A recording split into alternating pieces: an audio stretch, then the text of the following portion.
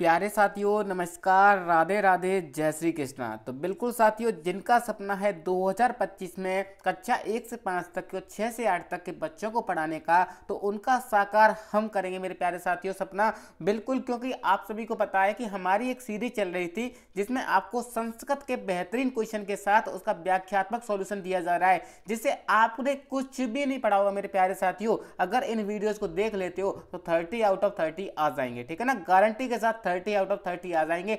जो साथी नए जुड़ रहे हैं वो एक बार प्लेलिस्ट जाके चेक कर सकते हैं और सभी वीडियोज को देख सकते हैं, ठीक है ना। एग्जाम से पहले सभी वीडियो देख लेना मेरे प्यारे साथियों, इंपॉर्टेंट रहने वाली है, ठीक है ना।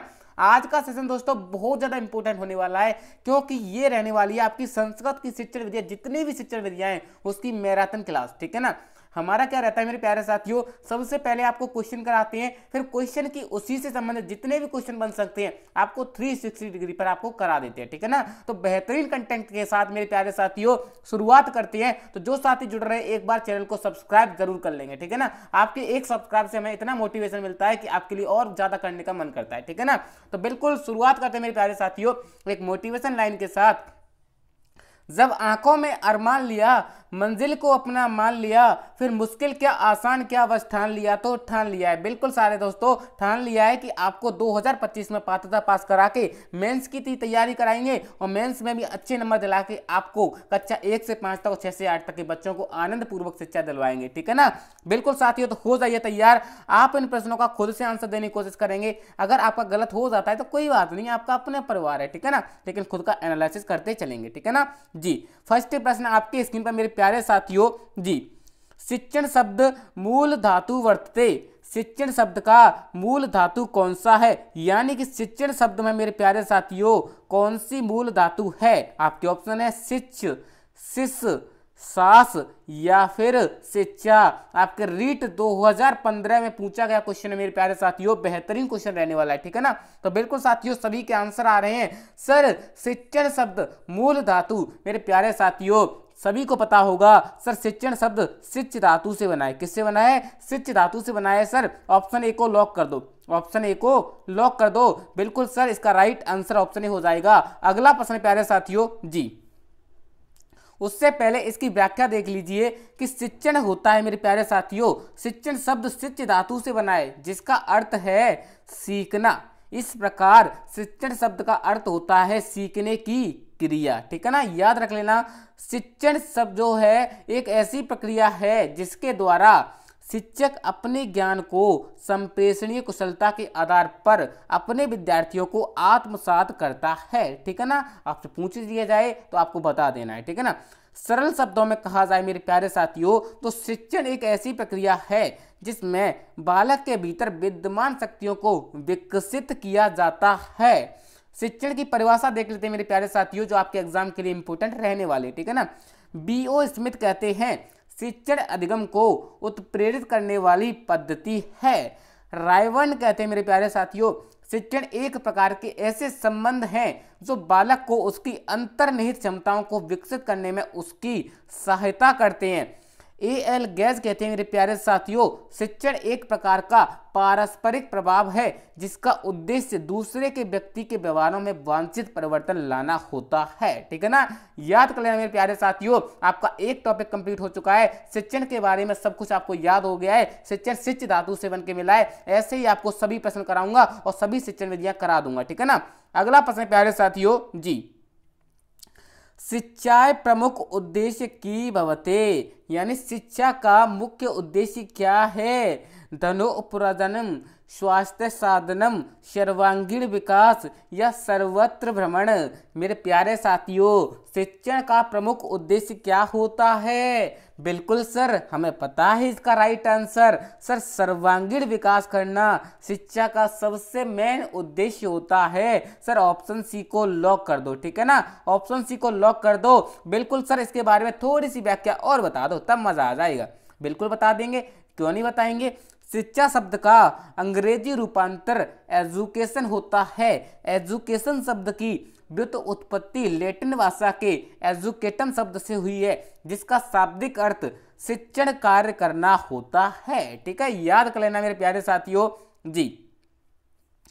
कुछ विद्वानों के अनुसार एजुकेशन शब्द की उत्पत्ति लैटिन भाषा के एजुकेयर शब्द तथा एजुसेयर से हुई है, जिनका अर्थ होता है आगे बढ़ाना, बाहर निकालना या फिर विकसित करना होता है। ठीक है ना। एजुकेटम शब्द स्वयं ई यानी ए तथा ड्यूको शब्द से मिलकर बना है, जहां ई से तात्पर्य होता है आंतरिक तथा ड्यूको से तात्पर्य होता है विकसित करना और आगे बढ़ाना। ठीक है ना। बिल्कुल याद रख लेना, एजुकेशन संबंधित कोई भी क्वेश्चन पूछा जा सकता है। ठीक है ना। संस्कृत में ही नहीं, आपके किसी भी सब्जेक्ट में पूछा जा सकता है।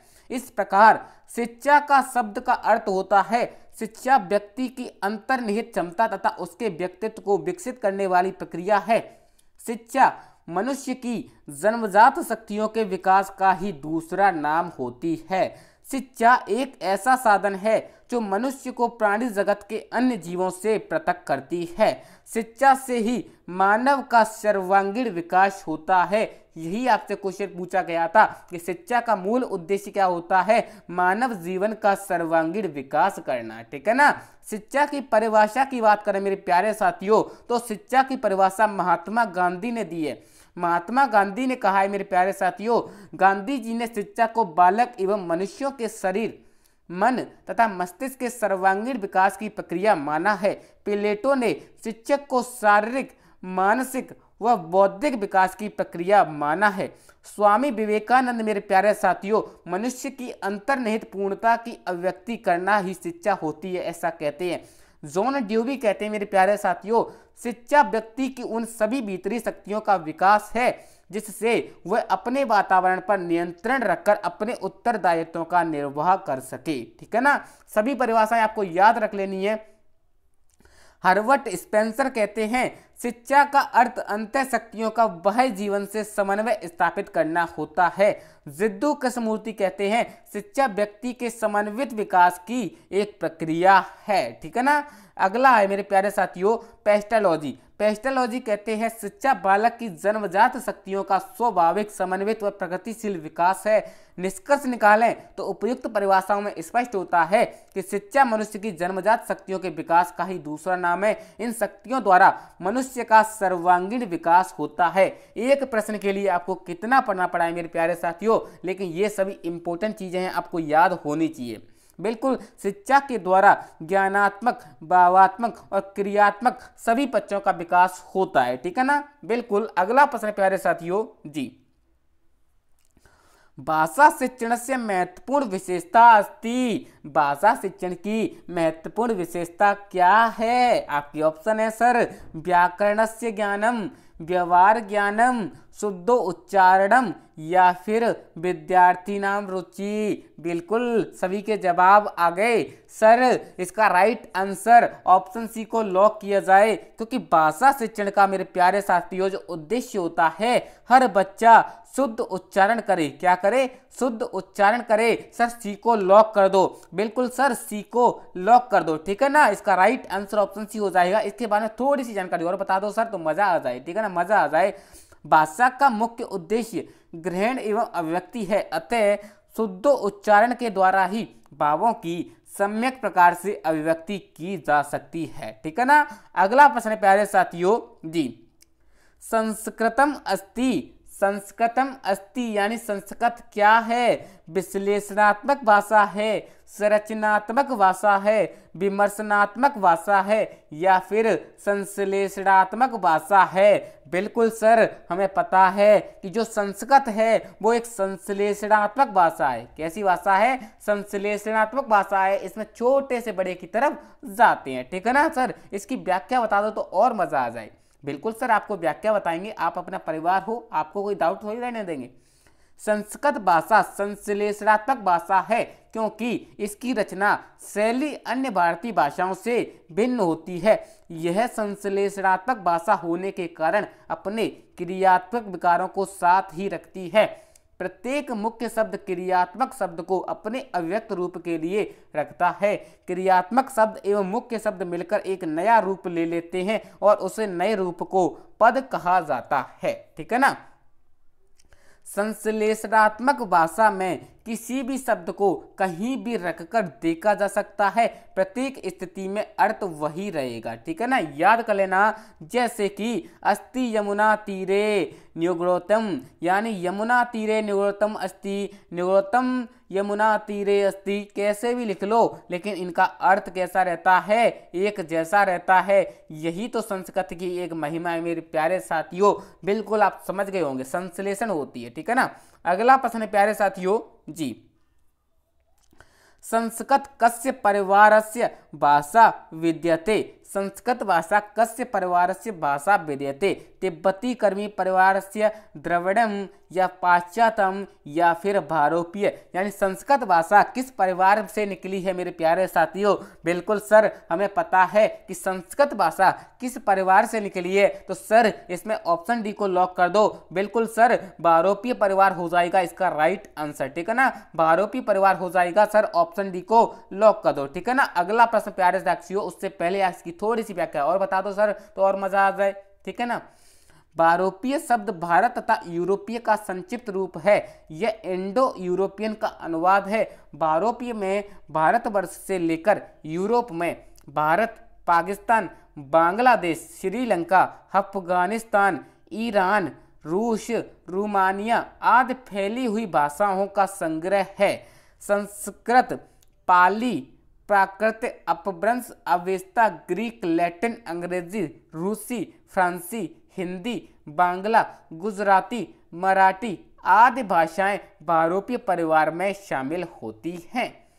भारोपीय परिवार को सप्तम एवं केंतुम दो वर्गों में बांटा गया है, जिसमें संस्कृत सप्तम वर्ग की भाषा है। ठीक है ना, अगला प्रश्न है प्यारे साथियों जी, संस्कृत शिक्षण से उद्देश्यानि सन्ति, संस्कृत शिक्षण का उद्देश्य है भारतीय संस्कृति ज्ञानम, शुद्धो उच्चारणम, स्मरण शक्ति वर्धनम या फिर सर्वाणी या फिर शर्वाणी। तो बिल्कुल सर शर्वाणी को ही लॉक कर दो, क्योंकि हमें पता है संस्कृत शिक्षण का उद्देश्य भारतीय संस्कृत का ज्ञान कराना भी है, शुद्ध उच्चारण भी होता है और स्मरण शक्ति वर्धनम भी होता है। ठीक है ना सर, इसका right answer sir option D को लॉक कर दो। ठीक है ना, अगला प्रश्न है प्यारे साथियों जी,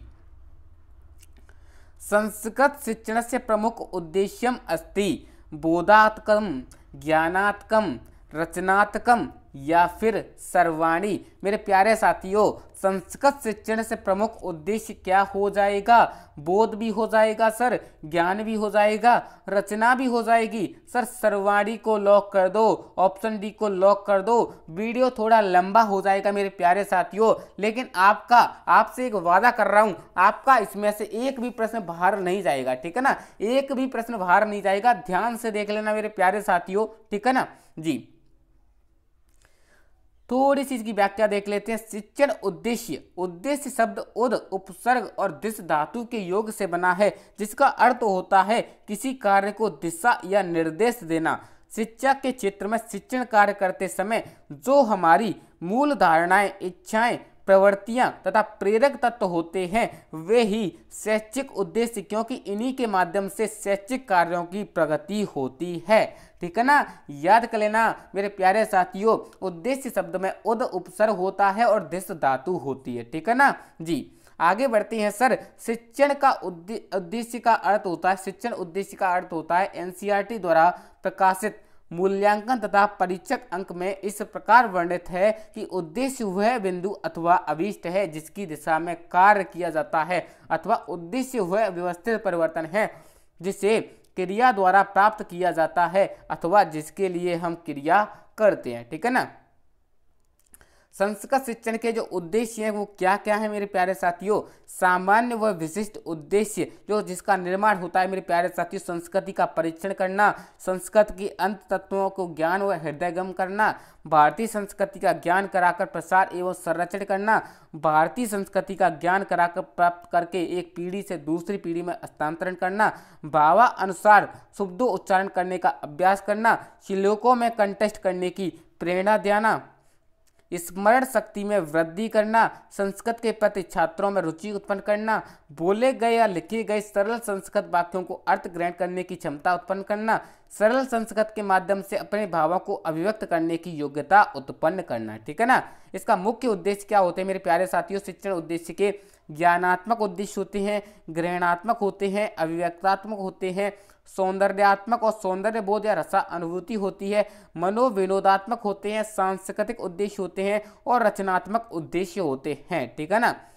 नोट लगाकर एक चीज नोट कर लो मेरे प्यारे साथियों, एनसीईआरटी राष्ट्रीय शैक्षिक अनुसंधान एवं प्रशिक्षण परिषद ने 1961 में 6 प्रकार के शैक्षणिक उद्देश्य बताए। कौन कौन से सर? ज्ञान, अवबोध, ज्ञानोपयोग, कौशल, अभिरुचि या फिर अभिवृत्ति। ठीक है ना। छठों को याद कर लेना, इंपॉर्टेंट है, नोट कर लेना अपनी कॉपी में मेरे प्यारे साथियों। ठीक है ना। आगे बढ़ते हैं मेरे प्यारे साथियों जी। अगला प्रश्न है प्यारे साथियों, संस्कृत शिक्षण से प्राचीन पद्धति वर्तते। संस्कृत शिक्षण की प्राचीन विधि है भंडारकर विधि, पाठशाला पद्धति, पाठ्य पुस्तक पद्धति या फिर समभाषण पद्धति। मेरे प्यारे साथियों, रीट L2 2015, रीट L2 2022 और रीट L1 और L2 2025 में भी पूछा जाने वाला क्वेश्चन है। ठीक है ना। संस्कृत शिक्षण की प्राचीन पद्धति है, बिल्कुल सभी के आंसर आ गए सर। पाठशाला विधि हो जाएगी। कौन सी हो जाएगी? पाठशाला विधि हो जाएगी सर। ऑप्शन बी को लॉक कर दो, हमें पता है पाठशाला विधि संस्कृत शिक्षण की सबसे प्राचीन विधि है। ठीक है ना। अगला प्रश्न है प्यारे साथियों, अधोलिखित विधिषु परंपरागत विधि अस्ति। पाठशाला विधि, निर्वाद विधि, संरचनात्मक उपागम विधि या नियोजित अध्ययनम विधि। मेरे प्यारे साथियों, बिल्कुल आपके नीचे लिखे हुए सभी विधियों में से आपको परंपरागत विधि बतानी है। ठीक है ना। तो बिल्कुल सर हमें पता है परंपरागत विधि तो पाठशाला विधि हो जाएगी, क्योंकि आपको ही पता है जब गुरु अपने शिष्य को क्या देते थे? गुरु दक्षिणा देते हैं, किस विधि में देते थे? पाठशाला विधि में देते थे। प्राचीन काल में आपने सुना होगा कि बहुत सारे गुरुआ होते थे, उसमें कौन सी विधि चलती थी? पाठशाला विधि चलती थी। ठीक है ना। अगला प्रश्न है प्यारे साथियों, भारतीय संस्कृते संरक्षणम। भारतीय संस्कृत शिक्षण का पद्धति निरंतरा उपयुक्त भवती। भारतीय संस्कृत के संरक्षण के लिए कौन सी पद्धति का निरंतर प्रयोग किया जाता है? भंडारकर विधि, परंपरागत पद्धति, पाठ्य पुस्तक पद्धति या फिर निर्वाद पद्धति। तो बिल्कुल सर भारतीय संस्कृति के संरक्षण के लिए निरंतर प्रयोग परंपरागत पद्धतियों का प्रयोग किया जा रहा है। जैसे कि आप सभी को पता है कि पाठशाला विधि है, पाठशाला विधि सबसे पहले प्राचीन काल की विधि है। ठीक है ना। तो अगर आप इसका प्रयोग अभी नहीं करोगे वर्तमान में, यानी परंपरागत विधियों को नहीं अपनाओगे, तो क्या भारतीय संस्कृति का संरक्षण हो पाएगा? नहीं हो पाएगा सर। इसीलिए तो भारतीय संरक्षण के लिए कौन सी विधि का निरंतर हम प्रयोग कर रहे हैं? तो परंपरागत विधियों को निरंतर प्रयोग कर रहे हैं। ठीक है ना सर। ऑप्शन भी लॉक हो जाएगा। अगला प्रश्न है प्यारे साथियों, कस्या पद्धतो शिक्षणम सर्वमौखिकम अस्ति। परंपरागतो पद्धति, भंडारकर पद्धति, पाठ्य पुस्तक पद्धति या फिर निर्वाद पद्धति। मेरे प्यारे साथियों, बिल्कुल आपसे पूछा है कि सर्वमौखिकम अस्ति पद्धति कौन सी है? बिल्कुल सर इसका राइट आंसर ऑप्शन ही हो जाएगा सर, परंपरागत विधि है। वो सबसे पहले शिक्षण में मौखिक भाषित यानी मुख से जो शिक्षा दी जाती थी उसके लिए कौन सी विधि यूज करते थे मेरे प्यारे साथियों? परंपरागत पद्धति करते थे। ठीक है ना। अगला प्रश्न है प्यारे साथियों, संस्कृत शिक्षण प्राचीन पद्धति मुख्य उद्देश्यम अस्ति। यानी संस्कृत शिक्षण की जो प्राचीन पद्धति है उसका मुख्य उद्देश्य क्या है? भारतीय संस्कृति का परिचय कराना, स्व अध्याय प्रति छात्रान अभिरुचि उत्पन्न कराना, शुद्धो उच्चारणम समर्थनानम या फिर सर्वे। बिल्कुल सर इसका राइट आंसर ऑप्शन डी हो जाएगा। भारतीय संस्कृति का परिचय कराना भी होता है, स्व अध्याय प्रति छात्रान अभिरुचि भी हो जाएगा और शुद्धो उच्चारणम सामर्थ्य प्रदानम भी हो जाएगा। ठीक है ना। इंपॉर्टेंट है मेरे प्यारे साथियों, याद कर लेना। अगला प्रश्न है प्यारे साथियों जी, बिल्कुल सभी साथी बताएंगे, प्राचीन विधि न शिक्षा आरंभ कस्मात् प्रभवति। यानी मेरे प्यारे साथियों प्राचीन विधि कौन सी है जिसमें शिक्षा आरंभ की गई थी? बिल्कुल कौन से मेरे प्यारे साथियों संस्कार से आपकी शिक्षा शुरू की जाती थी पहले? ठीक है ना। आपके 16 संस्कार हैं, उसमें से कौन सा संस्कार है जिसमें प्राचीन विधि में उसके बाद शिक्षा आरंभ की जाती थी?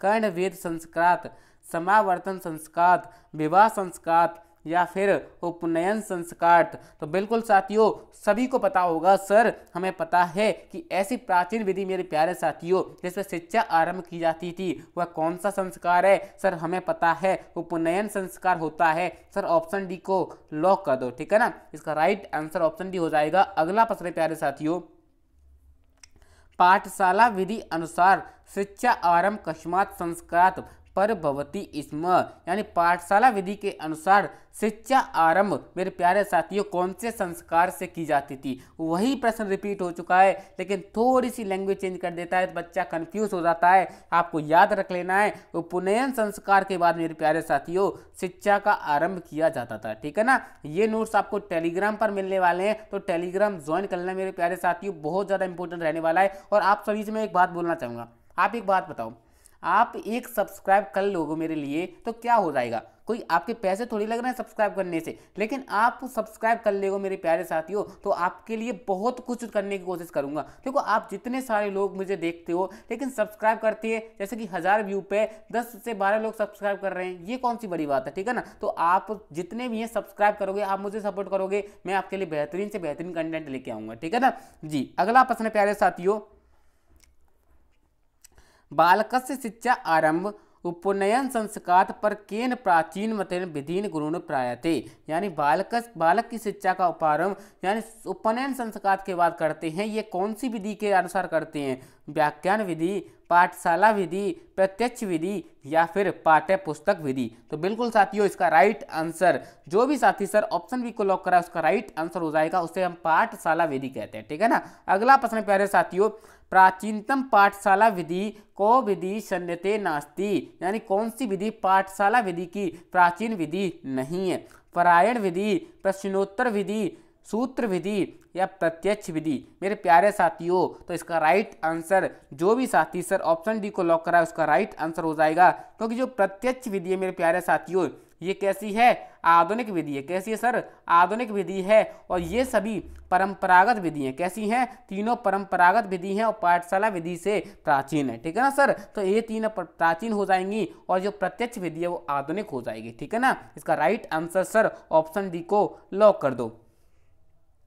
प्राचीन काल से वर्तमान काल तक भाषा की अलग अलग विद्याओं को पढ़ाने के लिए अलग अलग विधियों का प्रयोग किया जा रहा है। इसी आधार पर संस्कृत भाषा की शिक्षण विधियों को 3 भागों में बांटा गया है, प्राचीन विधि, नवीन विधि और नवीनतम विधि, जिसे शिक्षण के उपागम भी कहा जाता है, ठीक है ना। तो प्राचीन विधि कौन कौन सी होती है सर बता दो एक बार। सन 1835 में लॉर्ड मैकाले की शिक्षा पद्धति तक संस्कृत भाषा शिक्षण हेतु जिन विधि प्रविधियों का प्रयोग किया गया उन्हें प्राचीन विधि कहा जाता है, ठीक है ना। संस्कृत की प्राचीन विधियों में 2 विधियां प्रमुखतः होती हैं, कौन कौन सी सर, पाठशाला विधि और एक है आपकी व्याकरण अनुवाद विधि जिसे भंडारकर विधि भी कहते हैं। दोनों पर स्टार लगा लो मेरे प्यारे साथियों, बहुत ही अच्छा क्वेश्चन बनेंगे, इनसे देख लेना, ठीक है ना। पाठशाला विधि, यह विधि संस्कृत की प्राचीनतम विधि है, ठीक है ना। इसके अन्य नाम होते हैं गुरुकुल पद्धति, परंपरागत पद्धति और पंडित प्रणाली, ठीक है ना। गुरुकुल पद्धति और परंपरागत पद्धति और आपकी पंडित प्रणाली, ठीक है ना। संपूर्ण शिक्षण कार्यक्रम जिसे मौखिक रूप से मेरे प्यारे साथियों कहते हैं, ठीक है ना। उपनयन संस्कार से शिक्षण कार्य आरंभ किया जाता था। पुरुषार्थ चतुष्टय शिक्षा के प्रमुख उद्देश्य थे। 12 वर्षों तक वेदों का अध्यापन किया जाता था, ब्रह्मचर्य पर आधारित होती थी, ठीक है ना। 17वीं शताब्दी तक पाठशालाओं में, गुरुकुलों में, आश्रमों में, विद्यापीठों में तथा मठों में यह शिक्षा पद्धति नियमित रूप से चलती रहती थी, ठीक है ना। इसी समय यूरोपीय विद्वान तथा धार्मिक प्रचारकों ने संस्कृत का अध्ययन आरंभ कर दिया है। इसमें गुरु और शिष्य के संबंध पिता व पुत्रवत होते हैं ऐसा बताया गया है, ठीक है ना। याद कर लेना, आपसे पूछा जा सकता है कि ऐसी कौन सी विधि है जिसमें गुरु और शिष्य के संबंध पिता व पुत्र के समान माने गए हैं, ठीक है ना। याद कर लेना, बहुत ही बेहतरीन क्वेश्चन बनेगा मेरे प्यारे साथियों। बिल्कुल अगला प्रश्न है प्यारे साथियों, उससे पहले और व्याख्या देख लेते हैं इसकी।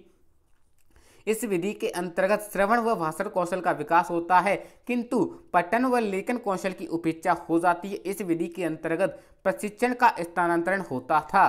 शिक्षण हेतु निम्नलिखित विधियों का प्रयुक्त किया जाता था, ठीक है ना। आपकी कौन कौन सी विधि है सर, मौखिक और व्यक्तिगत विधि, ठीक है ना, परायण विधि, वाद विवाद विधि, प्रश्नोत्तर विधि, सूत्र विधि, कथा कथन विधि, कच्चा नायक विधि, व्याख्या विधि भाषण विधि या फिर सर व्याकरण विधि। ठीक है ना, सभी को नोट कर लेना, इंपॉर्टेंट रहती हैं जी। पाठशाला विधि के गुण कौन कौन सी हैं सर, एक बार बता दो। भारतीय संस्कृति का परिचय प्रदान करने में, संस्कृति का संरक्षण करने में तथा संस्कृत साहित्य के अनुसंधान के लिए उपयोगी होती है। अभ्यास व स्मरण शक्ति का सर्वाधिक प्रयोग किया जाता है। छात्रों में स्व अध्याय की भावना का विकास होता है। कंठस्थीकरण पर अधिक बल दिया जाता है। ठीक है ना, याद कर लेना, एक एक लाइन आपको याद होनी चाहिए। छात्रों में आध्यात्मिक भावना के विकास में सहायक होती है। आवृत्ति द्वारा शुद्ध उच्चारण सामर्थ्य प्रदान करना, अर्थात बार बार आवृत्ति द्वारा उच्चारणगत दोष समाप्त हो जाते हैं। सांस्कृतिक व आध्यात्मिक मूल्यों का विकास होता है। यह नैतिक मूल्यों के विकास में सहायक होती है। ठीक है ना, छात्रों में अनुशासन की भावना का विकास होता है। छात्रों में आत्मसंयम, मौलिक चिंतन, तर्क शक्ति, निरीक्षण शक्ति का विकास करने में सहायक होती है। ठीक है ना, अगला प्रश्न है प्यारे साथियों जी, प्राथमिक स्तर कौन सम उपयुक्त। मेरे प्यारे साथियों, आपसे पूछा जा रहा है कि प्राथमिक स्तर के लिए कौन सी विधि उपयुक्त है। कथा विधि, प्रश्न विधि, उदाहरण विधि या फिर भाषण विधि। सभी साथी बताएंगे। ठीक है ना, किसी का गलत नहीं होना चाहिए मेरे प्यारे साथियों। ठीक है ना सर, हमें पता है प्राथमिक स्तर के लिए प्रश्न विधि इंपोर्टेंट नहीं होगी, भाषण भी नहीं दिए जा सकते, उदाहरण भी नहीं दिए जा सकते। एक बच्चे के लिए आप क्या दे सकते हो सर, हम उससे कहानी सुना सकते हैं। कहानी कैसे सुनाएंगे सर, कथा विधि के द्वारा सुनाएंगे। ठीक है ना सर, सिंपल से इसको ऑप्शन ए को लॉक कर दो। ठीक है ना, हमारी बात मानो और ऑप्शन ए को लॉक कर दो। अगला प्रश्न प्यारे साथी, उससे पहले व्याख्या देख लेते हैं कथा विधि की जी। कथा विधि, कथा सुनाना एक कला है। वस्तुतः कथा का प्रस्तुतिकरण शिक्षक द्वारा जितने प्रभावशाली ढंग से किया जाता है उतना ही इसका शिक्षण सफल रहता है जी। कथा वस्तुतः गद्य का वेद है। गद्य मेरे प्यारे साथियों दो प्रकार के होते हैं, कथा और आख्यायिका। क्या होती है, कथा और आख्यायिका होते हैं। इसमें कथा कभी कल्पित होता है, इसमें ऐतिहासिक, पौराणिक और घटनाओं पर आधारित कथाएं सुनाई जाती हैं। ठीक है ना, इसमें मेरे प्यारे साथियों छात्रों की कल्पना शक्ति, तर्क शक्ति को विकसित करने व चरित्र निर्माण में सहयोग देने तथा कथा शिक्षण के प्रमुख उद्देश्यों का पालन होता है। प्राथमिक स्तर पर छात्रों को कथा शिक्षण करने के लिए यह उपयुक्त मानी जाती है। ठीक है ना, कथा शिक्षण अनावश्यकम वर्तते। मेरे प्यारे साथियों, कथा सुनने के लिए क्या साधन अनावश्यक होता है।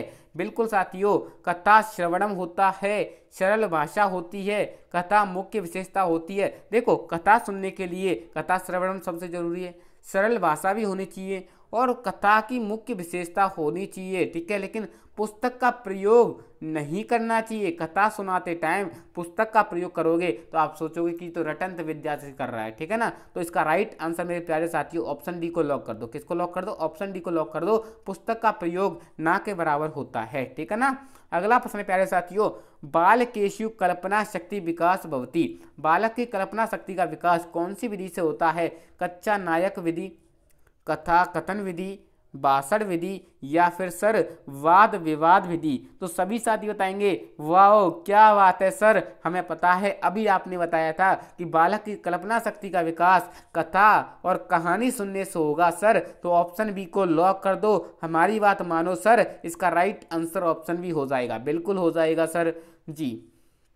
इसकी व्याख्या देख लो, कथा कथन विधि की मेरे प्यारे साथियों, यह विधि विषय वस्तु को रुचिकर बनाने के लिए तथा उसे सरल रूप से स्पष्ट करने के लिए प्रयुक्त की जाती थी। इस विधि के अंतर्गत भाषा शिक्षण के समय अध्यापक उपनिषद, पंचतंत्र, हितोपदेश इत्यादि की कथाएं सुनाकर विषय वस्तु को सरल रूप में प्रस्तुत कर शिक्षण को कराते थे। इस विधि द्वारा शिक्षण कराने में छात्र विषय वस्तु को सरलता से समझ लेते थे। इस विधि द्वारा छात्रों में कल्पना शक्ति का विकास होता है तथा कथा श्रवण कराते समय कथा की भाषा सरल व स्पष्ट होनी चाहिए तथा बालकों को कथा की विशेषता नैतिक शिक्षा के रूप में अवगत करानी चाहिए। ठीक है ना, अगला प्रश्न प्यारे साथियों, छात्राण भाव प्रकर्षणम शक्ति विकास भवति। छात्र के भाव प्रकर्षण को विकसित करने के लिए कौन सी विधि सबसे उपयुक्त होती है। सर वाद विवाद विधि, पारायण विधि, प्रश्नोत्तर विधि या फिर पाठशाला विधि? सर हमें पता है छात्र के भाव प्रकाशन को सबसे पहले विकसित करने के लिए मेरे प्यारे साथियों, तो सर इसका राइट आंसर ऑप्शन ए को लॉक कर दो। जब हम बच्चों का वाद विवाद करवाएंगे किसी टॉपिक पर तो उसमें बच्चा क्या सोचता है, उसका भाव प्रकट करने का जो तरीका है वो कैसा है, इससे हम जान सकते हैं सर। ठीक है ना, ऑप्शन ए को लॉक कर दो सर, इसका राइट आंसर ऑप्शन ए हो जाएगा। अगला प्रश्न है प्यारे साथियों, कस्मिन् विधौ छात्राणां भाव प्रकाशनम शक्तो विकास कर्म भवति तथा छात्रेषु स्व अध्याय प्रवृत्ति आयति? पारायण विधि, सूत्र विधि, वाद विवाद विधि या फिर चित्र विधि? तो प्यारे साथियों इसका right answer sir option C को लॉक कर दो। बिल्कुल सर, जो वाद विवाद विधि होती है मेरे प्यारे साथियों भाव प्रकाशन के लिए उपयुक्त होती है। मैं अभी आपको कराया था वही क्वेश्चन रिपीट होते हैं। ठीक है ना, आप एक बात बताओ, 2011 से 2023 तक इतने सारे एग्जाम हो चुके हैं, तो इतने सारे क्वेश्चन पेपर कहाँ से बन सकते हैं? आप भी इतने इंटेलिजेंट हो मेरे प्यारे साथियों, आपको ही पता होना चाहिए कि इतने ज़्यादा क्वेश्चन कहाँ से बनेंगे। सब आए हुए प्रश्न पूछे जाएंगे और आप उनकी थोड़ी सी व्याख्या देख लो। अगर कोई अलग से हटकर कोई क्वेश्चन बनता है तो आपका गलत नहीं होना चाहिए। ठीक है ना जी, इसके बारे में जान लो सर जी। वाद विवाद विधि मेरे प्यारे साथियों बिना पूर्व तैयारी के तटस्थलीय भाषण या व्याख्या तथा विभिन्न मतों की अभिव्यक्ति वाद विवाद के प्रतीक हैं। ठीक है ना, नोट करके मेरे प्यारे साथियों शास्त्रार्थ तथा संवाद करना इसी विधि के उदाहरण है। इस विधि के अंतर्गत जिस विषय वस्तु का शिक्षण कराना होता था उस विषय वस्तु पर बिना किसी पूर्व तैयारी के तर्क वितर्क प्रस्तुत किए जाते थे। ठीक है ना, इस विधि का यह लाभ है कि छात्रों में भाव प्रकट करने की शक्ति बढ़ती है तथा छात्रों में स्व अध्याय की प्रवृत्ति बढ़ती है। ठीक है ना, याद कर लेना, बहुत ही अच्छे क्वेश्चन मेरे प्यारे साथियों जी। अगला प्रश्न है प्यारे साथियों, क्लिष्ट शब्दानम यानी कठिन शब्द, अंशानम, नूतना विचारणम, सुभाषित वाक्यानम, मुख्य वासनम स्पष्टीकरण क विधि श्रेयस्करो भवति? मेरे प्यारे साथियों कठिन शब्दों का प्रयोग करके अर्थ करना कौन सी विधि में किया जाता है? व्याकरण विधि में, व्याख्या विधि में, प्रत्यक्ष विधि में या फिर लेखन विधि में? तो सर हमें पता है कठिन शब्दों का प्रयोग करके कौन सी विधि में किया जाएगा? सर व्याख्या विधि में किया जाएगा। किस विधि में किया जाएगा? व्याख्या विधि में किया जाएगा। सर ऑप्शन बी को लॉक कर दो। ठीक है ना, इसका राइट आंसर ऑप्शन बी हो जाएगा। अगला प्रश्न है प्यारे साथियों, पदच्छेद पदार्थोक्ति विग्रह वाक्य योजना इत कस्मे विधि प्रयुक्ते? यानी मेरे प्यारे साथियों जिसमें पद क्षेत्र, पद की उक्ति और विग्रह वाक्य योजना ये किस विधि के पद है मेरे प्यारे साथियों? व्याख्यान विधि के, पाठशाला विधि के, पाठ्य पुस्तक विधि के या फिर संरचनात्मक उपागम विधि के? तो सर हमें पता है इसका राइट आंसर ऑप्शन ए को फिर से लॉक कर दो, क्योंकि व्याख्यान विधि के अंतर मेरे प्यारे साथियों 6 पद होते हैं जिसमें पदच्छेद, पदोक्ति और विग्रह वाक्य योजना भी होते हैं। ठीक है ना, इसके बारे में जान लेते हैं अभी कि सर व्याख्या विधि क्या होती है। ठीक है ना, इतने सारे क्वेश्चन आ रहे हैं, इसके बारे में जान लेते हैं। भाषा शिक्षण के दौरान छात्रों की शंकाओं का समाधान करने के लिए अध्यापक व्याख्या विधि का अनुसरण करता था। इस विधि का प्रयोग शिक्षण के दौरान कठिन अंश, कठिन भावों को उत्पन्न होने कर किया जाता था। ठीक है ना, व्याख्या विधि के अंतर्गत अध्यापक विषय वस्तु के स्पष्टीकरण हेतु व्याख्या के 6 प्रकार के अंगों को अपना सकता था, जैसे जो है पदच्छेद, पदोक्ति, विग्रह वाक्य योजना, आक्षेपत, समाधान, व्याख्यान षणविध स्मृतम। यानी पदच्छेद, पदोक्ति, विग्रह वाक्य योजना, आक्षेप और समाधान। ठीक है, 6 याद रख लेना मेरे प्यारे साथियों, आपका क्वेश्चन पूछा गया था, आप देख लिए होंगे। ठीक है ना जी। धीरे धीरे जटिल शब्दों का अर्थ स्पष्ट करने के लिए संस्कृत भाषा के साथ साथ प्राकृतिक भाषा तथा अन्य देवी भाषाओं का भी प्रयोग किया जाने लगा है। ठीक है ना, याद कर लेना, इस विधि द्वारा शिक्षण करवाने से छात्रों को विषय वस्तु का विस्तृत ज्ञान प्राप्त होता है। ठीक है ना, इस विधि द्वारा शिक्षण कराने से छात्रों को शब्दों की संरचना का ज्ञान हो जाता है तथा भाषा पर अधिकार होता था। ठीक है ना, याद कर लेना, इंपोर्टेंट विधि रहने वाली मेरे प्यारे साथियों। अगला प्रश्न है प्यारे साथियों जी, संस्कृत अध्यापनाय भंडारकर मता अनुसार का पद्धति उपकारम भवति? मेरे प्यारे साथियों भंडारकर के मत अनुसार कौन सी पद्धति संस्कृत के लिए सबसे ज्यादा उपयोगी होती है? वार्तालाप पद्धति, परंपरागत पद्धति, व्याकरण अनुवाद पद्धति या फिर पाठ्य पुस्तक पद्धति। तो सभी को पता होगा भंडारकर महोदय ने मेरे प्यारे साथियों कौन सी विधि दी थी सर, व्याकरण अनुवाद विधि दी गई थी। तो सर इसी को सबसे बेस्ट बताएंगे ना, तो सर ऑप्शन सी को लॉक कर देते हैं, ठीक है ना, ऑप्शन सी को लॉक कर देते हैं। इसका राइट आंसर व्याकरण अनुवाद पद्धति हो जाएगा। अगला प्रश्न है प्यारे साथियों जी, व्याकरण अनुवाद विधि प्रवर्तक क, मेरे प्यारे साथियों वही क्वेश्चन रिपीट हुआ है, एक प्रश्न से हजारों प्रश्न बन सकते हैं। व्याकरण अनुवाद विधि के प्रवर्तक कौन हैं? Doctor Radhakrishnan, doctor Ram Gopal Bhandarkar, Freud या फिर प्रोफेसर वीपी वकील। तो सर सभी के जवाब आ गए। सर इसका राइट आंसर ऑप्शन बी को कर दो sir, doctor Ramkrishna Gopal Bhandarkar. Option B इसका राइट आंसर हो जाएगा, ठीक है ना। अगला प्रश्न प्यारे साथियों जी, संस्कृत भाषा शिक्षणस्य भंडारकर विधि अपर नाम किमसति। मेरे प्यारे साथियों देख लो, रीट L2 2021, रीट L1 2022 सभी में रिपीट होते हैं क्वेश्चन, ठीक है ना। नवीन विधि होती है, प्रत्यक्ष विधि होती है, व्याकरण अनुवाद विधि होती है, विश्लेषणात्मक विधि होती है। मेरे प्यारे साथियों भंडारकर विधि मैंने आपको अभी बताया था, व्याकरण अनुवाद विधि हो जाएगी। सर ऑप्शन सी को लॉक कर दो। अगला प्रश्न है प्यारे साथियों, संस्कृत भाषा शिक्षणे अनुवाद विधि क उच्यते। संस्कृत भाषा के अनुवाद के लिए सबसे विधि उपयुक्त कौन सी होगी? सूत्र विधि, व्याकरण विधि, भंडारकर विधि या फिर पारायण विधि। मेरे प्यारे साथियों अनुवाद विधि किससे संबंधित होती है? भंडारकर से होती है, तो भंडारकर उपयुक्त होगी ना। बिल्कुल सर, ऑप्शन सी को लॉक कर दो। वही क्वेश्चन है, थोड़ी सी लैंग्वेज चेंज है, ठीक है ना।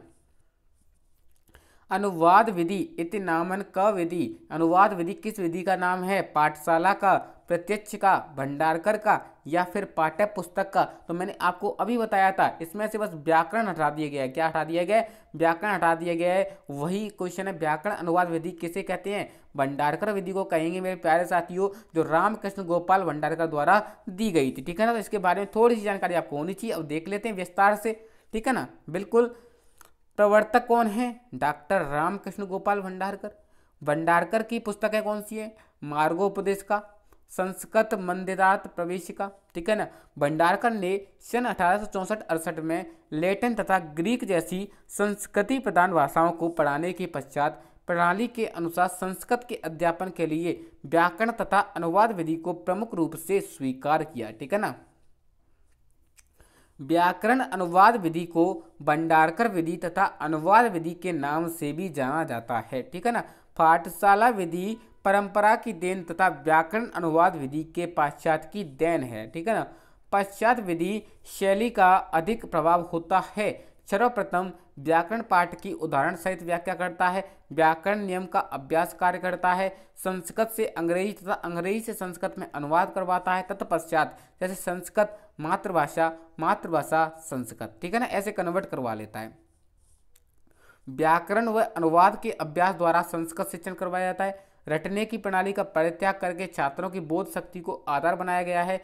संस्कृत का प्रारंभिक ज्ञान प्रदान कर भय को दूर करना इसका उद्देश्य है। छात्रों में स्व अध्ययन की आदत को विकास पर बल दिया गया है। इसके जो इस सूत्र हैं स्थूल से सूक्ष्म की ओर चलते हैं, सरल से कठिन की ओर चलते हैं। शिक्षण सूत्रों का पालन भी किया जाता है, ठीक है ना। याद रख लेना, इंपॉर्टेंट चीजें हैं, ठीक है ना। संस्कृत भाषा शिक्षण से सर्वोत्तम विधि अस्ति। बिल्कुल आपको बताना है संस्कृत भाषा शिक्षण के लिए सर्वोत्तम विधि कौन सी है, इन चारों में से बताना है, ठीक है ना। निर्वाद विधि, व्याख्या विधि, व्याकरण अनुवाद विधि या फिर विश्लेषणात्मक विधि। मेरे प्यारे साथियों गलती नहीं करनी है, ठीक है ना, गलती नहीं करनी है सर। तो गलती नहीं करनी है तो आप ही बता दो, गलती नहीं करेंगे सर। इसका राइट आंसर ऑप्शन ए हो जाएगा। तो निर्वाद विधि है मेरे प्यारे साथियों, संस्कृत भाषा शिक्षण की सबसे उपयुक्त विधि हो जाएगी, ठीक है ना। अगला प्रश्न है प्यारे साथियों, प्रोफेसर बीपी वकील महोदय ने संस्कृत शिक्षण कस्य विधि प्रयोग करते, ठीक है ना। अनुवाद विधि, प्रत्यक्ष विधि, पाठशाला विधि या फिर पाठ्य पुस्तक विधि। तो सभी के राइट आंसर आ गए। सर मुझे पता है, सर मुझे पता है, बिल्कुल पता है तो बता दो ना। प्रोफेसर वकील महोदय ने सर प्रत्यक्ष विधि दी थी। कौन सी दी थी? प्रत्यक्ष विधि दी थी। तो सर ऑप्शन बी को लॉक कर दो, ऑप्शन बी को लॉक कर दो। आपके लिए एक आवश्यक सूचना मेरे प्यारे साथियों, देखो थोड़ी सी आपके देखो संस्था के रूल होते हैं, आपको बताना पड़ता है, ठीक है ना।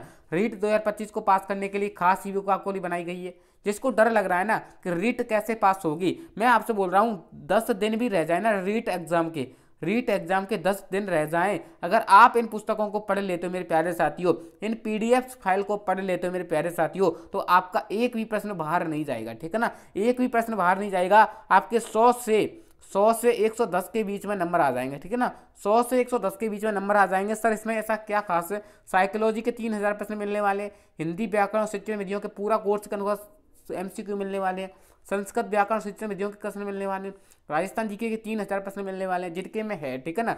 और पिछले वर्ष के जितने भी पेपर हुए हैं उनके सॉल्व पेपर आपको दिए जा रहे हैं, बहुत ही बेहतरीन तरीके से सॉल्व करके आपको दिए जा रहे हैं। जिसको लेना हो ना मात्र की फीस पर मेरे प्यारे साथियों 49 रुपये इसकी रेट रखी गई है। प्रथम 500 स्टूडेंट जो इसे लेंगे मेरे प्यारे साथी उनके लिए 49 में मिलेगा, फिर इसकी रेट 99 हो जाएगी, ठीक है ना। जिसको लेना है व्हाट्सएप पर मैसेज कर दे, ठीक है ना, व्हाट्सएप पर मैसेज कर दो कि सर हमें रीट पास करने वाली ई बुक चाहिए, ठीक है ना। व्हाट्सएप नंबर देख लो आप 7691017332 पर, इस पर मैसेज कर देना, ठीक है ना जी। अब क्वेश्चनों की तरफ चलते हैं। अगला प्रश्न है प्यारे साथियों, संस्कृत भाषा श्रवणम संभाषणम च केन विधिन भवति। संस्कृत भाषा में सबसे पहले श्रवण फिर उसके बाद भाषण किया जाता है, कौन सी विधि में सर? पाठशाला विधि में, प्रत्यक्ष विधि में, व्याख्यान विधि में, या फिर सर सूत्र विधि में? तो बिल्कुल सर हमें पता है इसका राइट आंसर। जो भी साथी मेरे प्यारे मित्रों, बिल्कुल बहुत ही अच्छा क्वेश्चन मेरे प्यारे साथी, जो भी साथी सर ऑप्शन बी को लॉक करा उसका राइट आंसर हो जाएगा। प्रत्यक्ष विधि में सबसे पहले सुना जाता है फिर उसके बाद बोला जाता है, ठीक है ना सर, प्रत्यक्ष विधि इसका राइट आंसर हो जाएगा। अगला प्रश्न है प्यारे साथियों, व्यवहार कौशलम इत्यस्य गुणस्य ग्रहणम कस्मात् विधि भवते। यानी मेरे प्यारे साथियों व्यवहार कौशल के गुण को विकसित करने के लिए कौन सी विधि का प्रयोग करेंगे? पाठ्य पुस्तक विधि, व्याकरण अनुवाद विधि, पाठशाला विधि, या फिर प्रत्यक्ष विधि? तो सभी के जवाब आ गए। सर मैंने क्वेश्चन क्या पूछा, सभी के जवाब आ गए। सर प्रत्यक्ष विधि को लॉक कर दो। किसे लॉक कर दो? प्रत्यक्ष विधि को लॉक कर दो। बिल्कुल सर इसका राइट आंसर ऑप्शन डी हो जाएगा। व्यवहार कौशल का विकास करने के लिए प्रत्यक्ष विधि का प्रयोग किया जाता है, ठीक है ना। अगला प्रश्न है प्यारे साथियों, या भाषा अध्यापनाय सा तस्या माधव नेम बोधनय भवति अन्य क भाषा शिक्षण प्रयुक्त भवति। आपके ऑप्शन है मेरे प्यारे साथियों, आप देख लो कितनी बार क्वेश्चन पूछा गया है, वही क्वेश्चन है सेम टू सेम, कुछ भी चेंज नहीं है, थोड़ी सी भाषा चेंज है, ठीक है ना। REET L1 2021, REET L2 2021, REET L2 2022, देख लो कितना इंपॉर्टेंट क्वेश्चन है, ठीक है ना। सभी साथी बताएंगे इसका राइट आंसर। भाषा अध्यापनाय स तस्या माधव नेम बोधनीय भवति अच्च क भाषा शिक्षण प्रयुक्त अस्ति। मेरे प्यारे साथियों बिल्कुल आपके ऑप्शन है परंपरागत विधि, प्रत्यक्ष विधि, पाठ्य पुस्तक विधि, या फिर सर भंडारकर विधि। तो सर इसका राइट आंसर, जो भी साथी ऑप्शन बी को लॉक कराए उसका राइट आंसर हो जाएगा सर प्रत्यक्ष विधि के माध्यम से ही ज्ञान और बोध कराया जाता है। जब पहले आपको अध्यापक क्या करता है, सबसे पहले सुनाएगा फिर उसके बाद आपको उन चीज़ों के बारे में बताएगा, ठीक है ना। तो बिल्कुल इसका right answer sir option B हो जाएगा। अगला प्रश्न है, संस्कृत शिक्षण से कौन सी विधि मात्र विधि इति नामन ज्ञाते। यानी संस्कृत शिक्षण की कौन सी विधि है जिसे मात्र विधि के नाम से भी जाना जाता है? विश्लेषणात्मक विधि, प्रत्यक्ष विधि, कथा कथन विधि, या फिर पाठ्य पुस्तक विधि? तो सर इसका राइट आंसर बिल्कुल हमें पता है सर, ऑप्शन बी को लॉक कर दो, प्रत्यक्ष विधि कर दो, ठीक है ना। प्रत्यक्ष विधि को क्या कहते हैं? मात्र विधि के नाम से भी जाना जाता है, ठीक है ना। किसने दी थी मेरे प्यारे साथियों? प्रोफेसर बोकिल महोदय ने दी थी, ठीक है ना। संस्कृत भाषा शिक्षण की नवीन विधियां कौन सी थी? ठीक है, प्राचीन पढ़ चुके, अब नवीन के बारे में बात कर लेते हैं। प्रत्यक्ष विधि, पाठ्य पुस्तक विधि, विश्लेषणात्मक विधि, हरवट की पंचपदी और मूल्यांकन विधि। ये पांचों विधि आपको याद होनी चाहिए। आपसे पूछा जा सकता है कि कौन सी नवीन विधि है, कौन सी प्राचीन विधि है, ठीक है ना। स्टार लगा लो, इंपॉर्टेंट क्वेश्चन बनता है यहाँ से।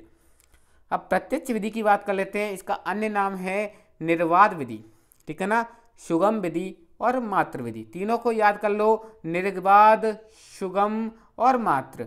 निर्वाद, सुगम और मात्र। इसके प्रवर्तक हैं professor VP Bokil. Professor VP Bokil जो भारत के हैं, ठीक है ना। इनके विरोधी थे शिवराम आप्टे। ये चीज याद करने की नहीं है, ठीक है ना। सर्वप्रथम प्रयोग अंग्रेजी भाषा शिक्षण हेतु किया गया, ठीक है ना। बोकिल महोदय ने अल्फिंटोई हाई स्कूल बम्बई में संस्कृत शिक्षण हेतु सर्वप्रथम प्रयोग 1951 में किया। इतना याद नहीं रखना है आपको, ठीक है ना। वोकिल की पुस्तक कौन सी है, ये याद रखनी है, a new approach to Sanskrit, a new approach to Sanskrit. शिक्षण का माध्यम वही भाषा जिसका शिक्षण कराया जाता है। मातृभाषा का प्रयोग सर्वप्रथम वर्जित व निषिद्ध था, ठीक है ना। शिक्षण कार्य संपूर्ण क्रिया वार्तालाप और प्रश्नोत्तर से है। मौखिक कार्य पर अधिक बल देती है। शब्द व उसके अर्थ में सीधा संबंध, प्रत्यक्ष संबंध स्थापित करती है। व्याख्या व काठिन्य निवारण हेतु उपयोगी है, जिसे हम स्थूल वस्तु प्रदर्शन, दृश्य श्रव्य साधनों का प्रयोग, अभिनय, पर्याय शब्द व पारिभाषिक शब्दों का प्रयोग कहना भी कहते हैं, ठीक है ना। भाषा शिक्षण हेतु सर्वोत्तम विधि है, ठीक है ना। संस्कृत शिक्षण के लिए सरलतम विधि है। कैसी है, सरलतम विधि है और शुद्ध उच्चारण के लिए प्रेरित किया जाता है, ठीक है ना। इसके गुणों की बात करें तो गुण क्या है सर, संस्कृत शिक्षण के लिए सरलतम विधि है, शुद्ध उच्चारण के लिए प्रेरित की जाती है। यह संस्कृत भाषा शिक्षण की सर्वोत्तम विधि होती है। छात्रों में स्वतंत्र रूप से संस्कृत में विचार प्रकट करने की योग्यता का विकास होता है। इस विधि से शिक्षण में योग्यता व रुचि का ध्यान रखा जाता है। छात्र व्यवहार कुशल होते हैं, ठीक है ना। श्रवण व भाषण कौशल विकास होते हैं। दोष की बात करें मेरे प्यारे साथियों तो केवल बुद्धिमान छात्रों के लिए उपयोगी होती है। अध्यापक व छात्रों के लिए कठिन होती है, क्योंकि संस्कृत भाषा लोक व्यवहार की भाषा नहीं है, ठीक है ना। आपको तो पढ़नी पड़ रही है इसलिए पढ़ रहे हो, लेकिन ये लोक व्यवहार की भाषा नहीं है कि आम लोगों से इस भाषा में बात कर सके, ठीक है ना। सभी विषयों को पढ़ाने हेतु इसका उपयोग नहीं किया जाता है। संस्कृत शिक्षण की गति मंद रहती है, ठीक है ना।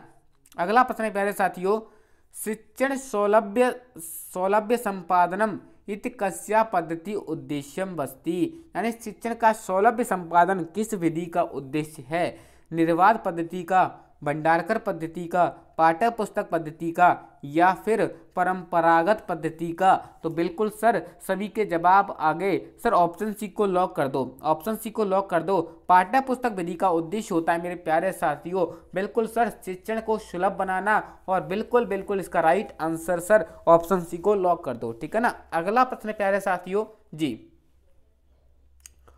शिक्षण केंद्र बिंदु अस्ति, शिक्षण का केंद्र बिंदु होता है भवनम, मेरे प्यारे साथियों भवनम, पाठ्य पुस्तकम, श्यामपट्ट या फिर भ्रमणम। सभी साथी बताएंगे शिक्षण का केंद्र बिंदु होता है। बिल्कुल सर शिक्षण का जो केंद्र बिंदु होता है सर इसका राइट आंसर ऑप्शन बी को लॉक कर दो। जो पाठ्यक्रम होता है वो शिक्षण का सबसे केंद्र बिंदु होता है, ठीक है ना। पाठ्य पुस्तक विधि के बारे में सर कुछ बता दो, ठीक है ना। भारत में इसके समर्थक हैं डॉक्टर वेस्ट महोदय। कौन है, डॉक्टर वेस्ट महोदय हैं। इस विधि के अंतर्गत कक्षा के स्तर अनुसार विषय वस्तु का वर्गीकरण कर पाठ्य पुस्तकों का निर्माण किया जाता है। तत्पश्चात उन्हीं पाठ्य पुस्तकों से संस्कृत शिक्षण कार्य करवाया जाता है। इस विधि के अंतर्गत क्रमशः वर्णमाला, वर्णों से छोटे छोटे शब्द या शब्दों से वाक्य का ज्ञान करवाया जाता है, ठीक है ना। सबसे पहले वर्ण पढ़ाएंगे, फिर उसके बाद शब्द पढ़ाएंगे, फिर उसके बाद वाक्य पढ़ाएंगे, ठीक है ना। इस विधि के अंतर्गत शिक्षण का केंद्र बिंदु पाठ्य पुस्तक के पाठ होते हैं। इस विधि के अंतर्गत पाठ्य का सैस्वर वाचन, मौन वाचन और प्रासंगिक व्याकरण, पाठ में प्रयुक्त नवीन शब्दों की मातृभाषा में व्याख्या तथा पाठा अंतर्गत प्रयुक्त व्याकरण के नियम आदि का शिक्षण करवाया जाता है, ठीक है ना। इस विधि से संस्कृत के शिक्षण में सरलता और सुगमता आती है, ठीक है ना। संस्कृत के शिक्षण में सरलता और सुगमता आती है। इस विधि में छात्र सरलता से संस्कृत भाषा का अर्थ बोध प्राप्त कर सकते हैं, ठीक है ना। यह विधि छात्रों में इतनी योग्यता उत्पन्न कर देती है कि वे स्कूल छोड़ने के बाद संस्कृत ग्रंथों को टीकाओं के सहारे समझ सकते हैं तथा स्वयं स्वतंत्र रूप से संस्कृत अध्ययन को जारी रख सकते हैं, ठीक है ना। याद कर लेना मेरे प्यारे साथियों। अगला है मेरे प्यारे साथियों, पाठ्य पुस्तक में विषय सामग्री छात्र के भौतिक एवं सामाजिक वातावरण से ली जाती है। वाचन पर अधिक बल दिया जाता है। सरल से कठिन की ओर शिक्षण कार्य किया जाता है, ठीक है ना। याद रख लेना पाठ्य पुस्तक विधि के जो उद्देश्य है वो क्या क्या है मेरे प्यारे साथियों। बिल्कुल शिक्षण में सौलभ्य संपादन किया जाता है, यही क्वेश्चन पूछा गया था। अब इनमें से पूछा जा सकता है, ठीक है ना। क्रमशः विषयों के अध्ययन में दक्षता उत्पन्न करना इसका उद्देश्य होता है। उच्च कक्षाओं में संस्कृत साहित्य का परिचय प्रदान करना होता है। सरल संस्कृत भाषा में अर्थबोध कराना होता है। सरल विषय सामग्री द्वारा वर्गीकृत संस्कृत शब्दावली का परिचय प्रदान करना होता है। ठीक है ना। छात्रों को सरल वर्णनों एवं रोचक कथाओं द्वारा संस्कृत कविता तथा गद्य पढ़ने हेतु छात्रों को प्रोत्साहित करना होता है। ठीक है ना। अगला प्रश्न प्यारे साथियों, कौन विधि पूर्ण अंश प्रति इत्यसित सूत्र अनुकरणम करोति, यानी कौन सी विधि है जो पूर्ण से अंश की ओर सूत्र का अनुकरण करती है? विश्लेषणात्मक विधि, हरवर्टी विधि, व्याख्या विधि या फिर कच्चा अभिनय विधि? तो सभी साथियों को पता होगा जो पूर्ण से अंश होता है मेरे प्यारे साथियों, पूर्ण से अंश होता है वो आपकी आगमन विधि में होता है। आगमन विधि में होता है। कौन सी विधि में होता है सर? आगमन विधि में होता है। आगमन विधि के पूरक विधि कौन सी मेरे प्यारे साथियों? विश्लेषणात्मक विधि होती है। ठीक है ना। कौन सी होती है? विश्लेषणात्मक होती है। और निगमन की मेरे प्यारे साथियों संश्लेषणात्मक होती है। ठीक है ना। उल्टा होता है, याद कर लेना। इसका राइट आंसर सर ऑप्शन ही हो जाएगा। अगला प्रश्न है प्यारे साथियों, उससे पहले विश्लेषणात्मक विधि के बारे में देख लेते हैं जी। विश्लेषणात्मक विधि मेरे प्यारे साथियों, यह विधि पूर्ण से अंश की ओर चलती है तथा शिक्षण सूत्र पर आधारित होती है। इस विधि के अंतर्गत भाषा शिक्षण करते समय शिक्षक संपूर्ण पाठ की विषय वस्तु को संक्षिप्त रूप से छात्रों के समक्ष प्रस्तुत कर देता है। तत्पश्चात पाठ के विभिन्न अंशों का विश्लेषण करते हुए शिक्षण कार्य को समाप्त करता है। ठीक है ना। इस विधि का प्रयोग प्राय कथा शिक्षण व व्याकरण शिक्षण हेतु के समय किया जाता है तथा कथा शिक्षण के समय अध्यापक सर्वप्रथम संपूर्ण कथा का सार छात्रों को सुना देता है, तत्पश्चात उसके अंशों का विश्लेषण करता है। ठीक है ना। व्याकरण शिक्षण के समय शिक्षक व्याकरण के नियम अथवा सूत्रों को छात्रों के समय प्रस्तुत करता है, तत्पश्चात उसके विभिन्न अंशों का विश्लेषण करता है। जैसे दीर्घ संधि पढ़ाते समय सर्वप्रथम छात्रों के समक्ष अंक श्रवणे दीर्घे इसको प्रस्तुत कर सकता है, तत्पश्चात इसमें विद्यमान विभिन्न अंश जैसे कि अक सवर्ण दीर्घ इनका विश्लेषण करता है। यानी कि सबसे पहले बताएगा मेरे प्यारे साथियों कि वर्ण क्या होता है, फिर उसके बाद बताएगा अक्षर क्या होता है, इसे कौन सी विधि कहते हैं, उसे संश्लेषण कहते हैं। लेकिन विश्लेषण में उल्टा होता है, सबसे पहले वाक्य बताएगा, फिर उसके तोड़ के मेरे प्यारे साथियों शब्दों के बारे में बताएगा, शब्द के बाद अक्षर बताएगा। ठीक है ना।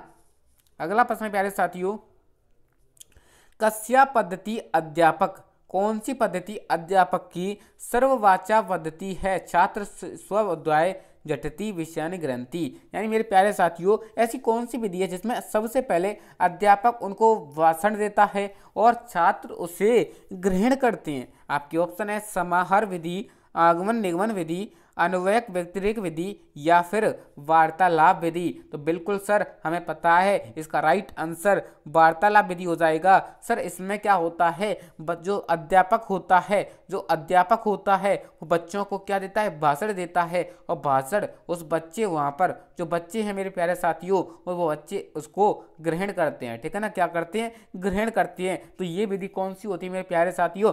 वार्तालाप विधि इसका राइट आंसर हो जाएगा। ठीक है ना। बिल्कुल साथी, जो भी साथी सर ऑप्शन डी को लॉक कर रहा है उसका राइट आंसर हो जाएगा। अगला प्रश्न प्यारे साथी, उससे पहले वार्तालाप विधि के बारे में जान लेते हैं। ठीक है ना जी।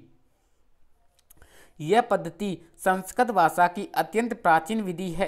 प्रारंभ में भारत में सर्वत्र इसी पद्धति से अध्यापन होता था। इस पद्धति में गुरु स्वयं द्वारा अध्यापन की गई शिक्षा को वाणी से अपने शिष्यों को पढ़ाता है। इस विधि में अध्यापक सारी विषय वस्तु वाणी के माध्यम से बोलता है तथा छात्र स्वयं की बुद्धि से शीघ्र ही विषय को ग्रहण कर लेता है। अध्यापक कक्षा में वार्तालाप के माध्यम से सरल वाक्य प्रयोग द्वारा पाठ्यगत विषय वस्तु को प्रस्तुत करता है। इस विधि में प्रश्नोत्तर रूप में तथा व्याख्या रूप में विचार विनिमय होता है। यह विधि प्रत्यक्ष विधि का विकसित रूप है। इंग्लैंड शिक्षा बोर्ड के इस द्वारा स्वीकृत की गई थी। ठीक है ना।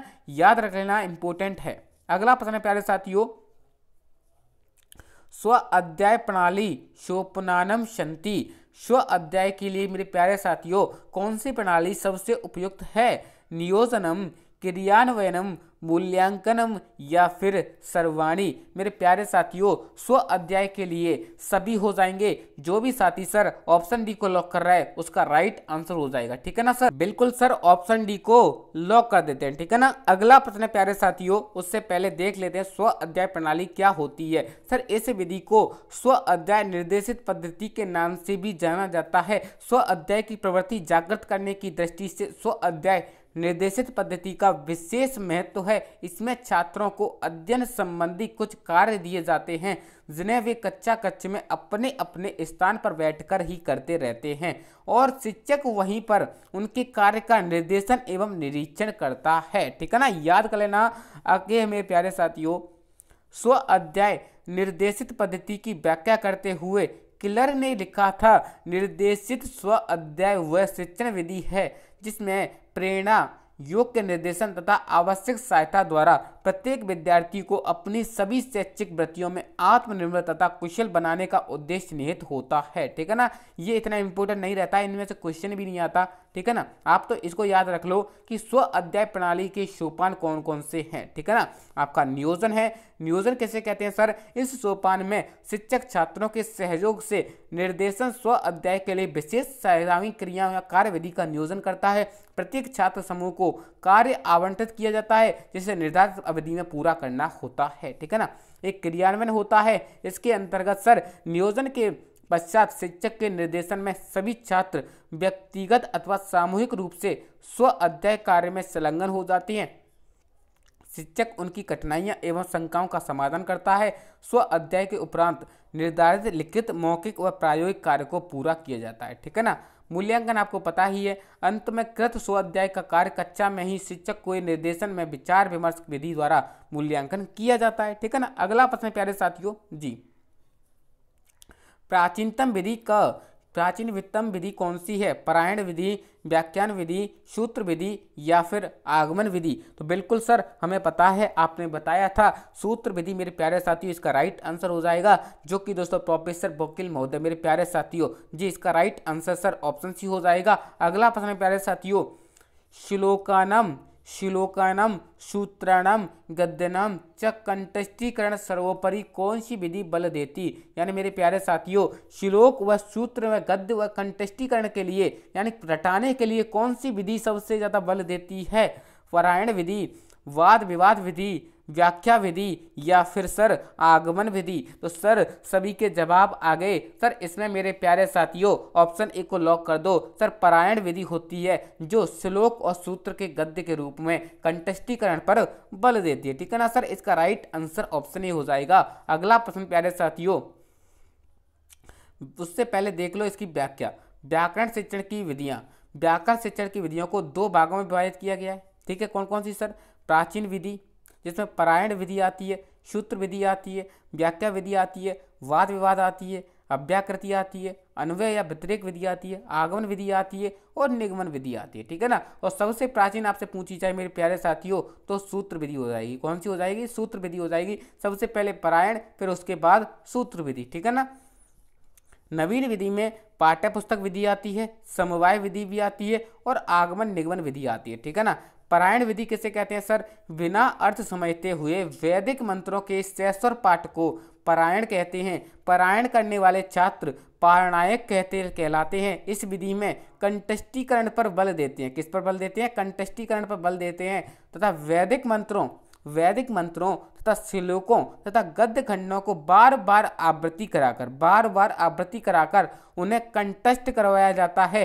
जो छात्र विषय वस्तु को कंठग्र कर लेता है, जिसका विषय वस्तु पर पूर्ण अधिकार हो जाता है तथा उससे श्रोतीय कहा जाता है। क्या कहा जाता है? श्रोतीय कहा जाता है। इस विधि के अंतर्गत पारायण करने की प्रक्रिया को अलग अलग नाम दिए जाते हैं, जैसे पंचक, पाठ को 5 बार पढ़ना, पंचरूप, पाठ को 5 रूपों में पढ़ना, पंचबार, शब्दों को 5 बार कहना, ठीक है, याद कर लेना।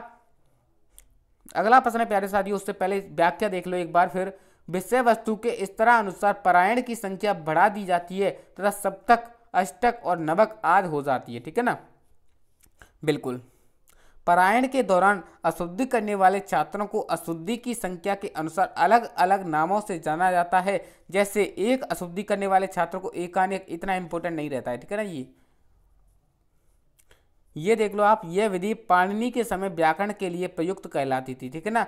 बिल्कुल, इस व्याकरण शिक्षण में व्याकरण के सूत्रों की बार बार आवृत्ति करवाई जाती है। पारायण करते समय मध्य में अनविषयक वार्ता नहीं होती है, ठीक है ना। इतना भी इंपॉर्टेंट नहीं है ये। इस विधि का सबसे बड़ा यह लाभ है कि इससे प्राप्त ज्ञान को स्मृति से संचित करने पर बल दिया जाता है, ठीक है ना।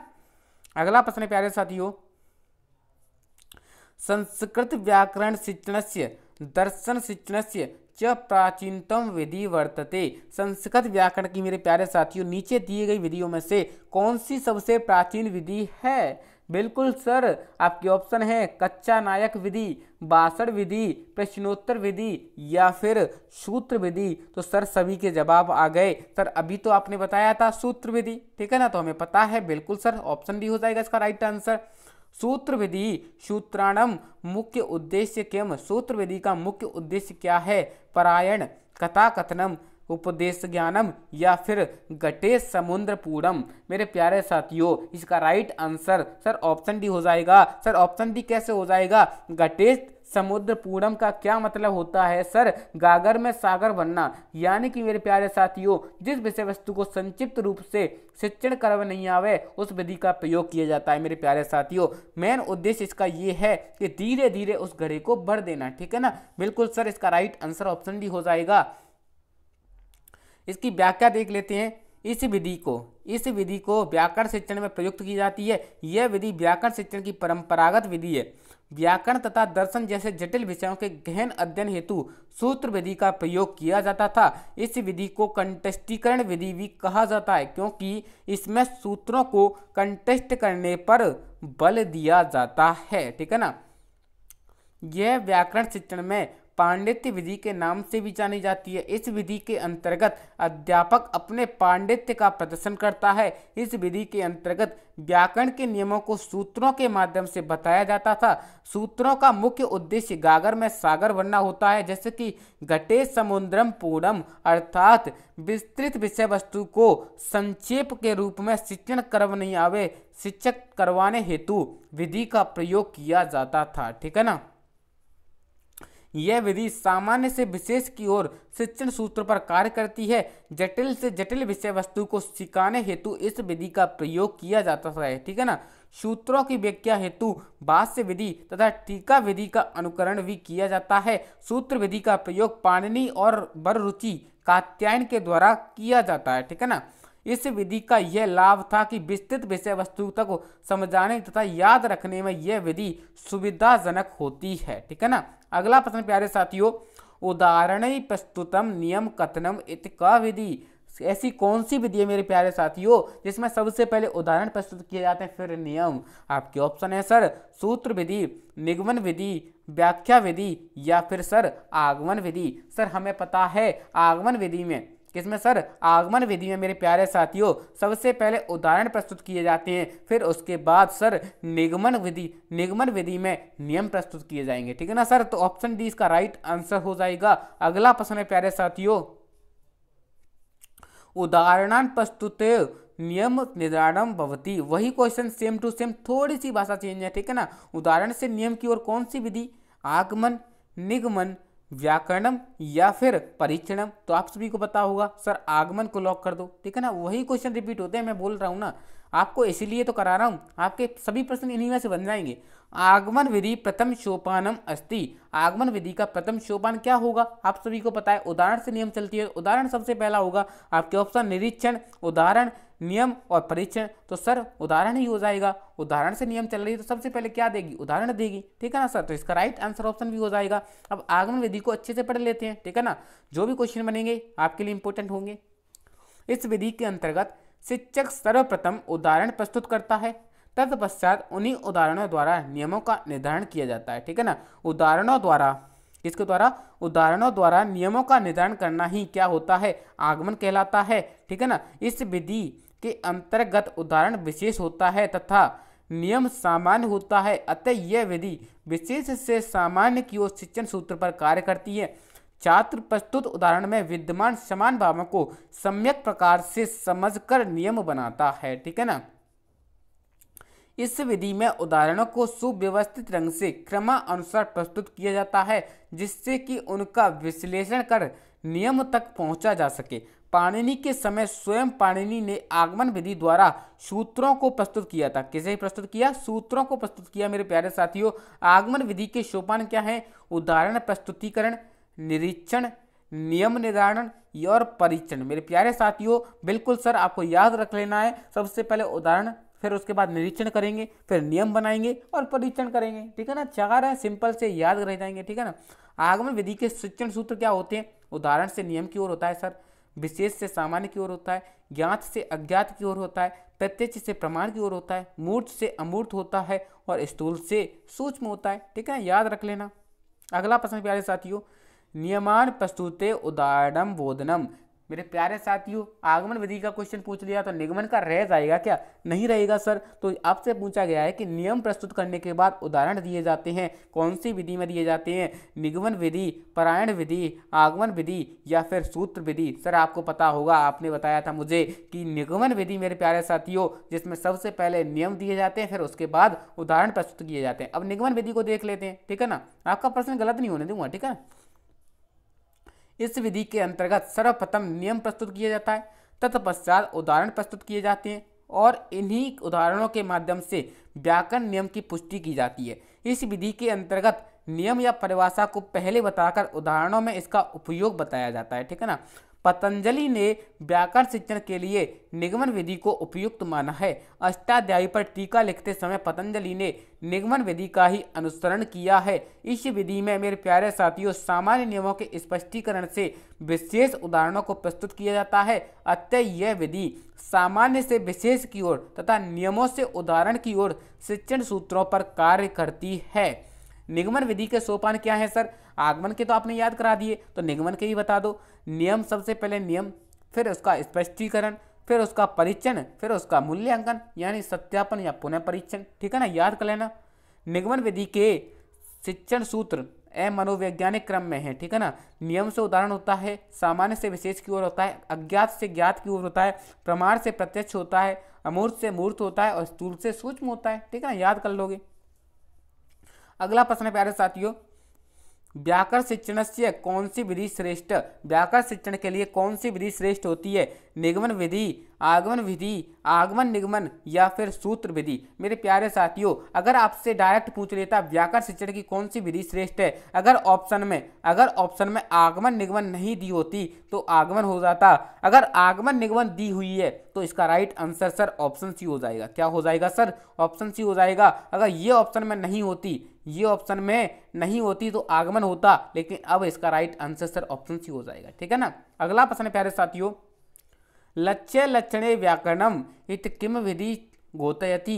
यानी मेरे प्यारे साथियों, लक्ष्य यानी कि लक्ष्य के बाद लक्ष्य का व्याकरण इत कौन सी विधि में होता है? समाहार विधि में, आगमन निगमन विधि में, प्रत्यक्ष विधि में या फिर वार्तालाप विधि में? मेरे प्यारे साथियों, बिल्कुल सर आगमन निगमन दोनों में हो जाएगा सर। ऑप्शन बी को लॉक कर दो। ठीक है ना। इसका right answer sir option B हो जाएगा।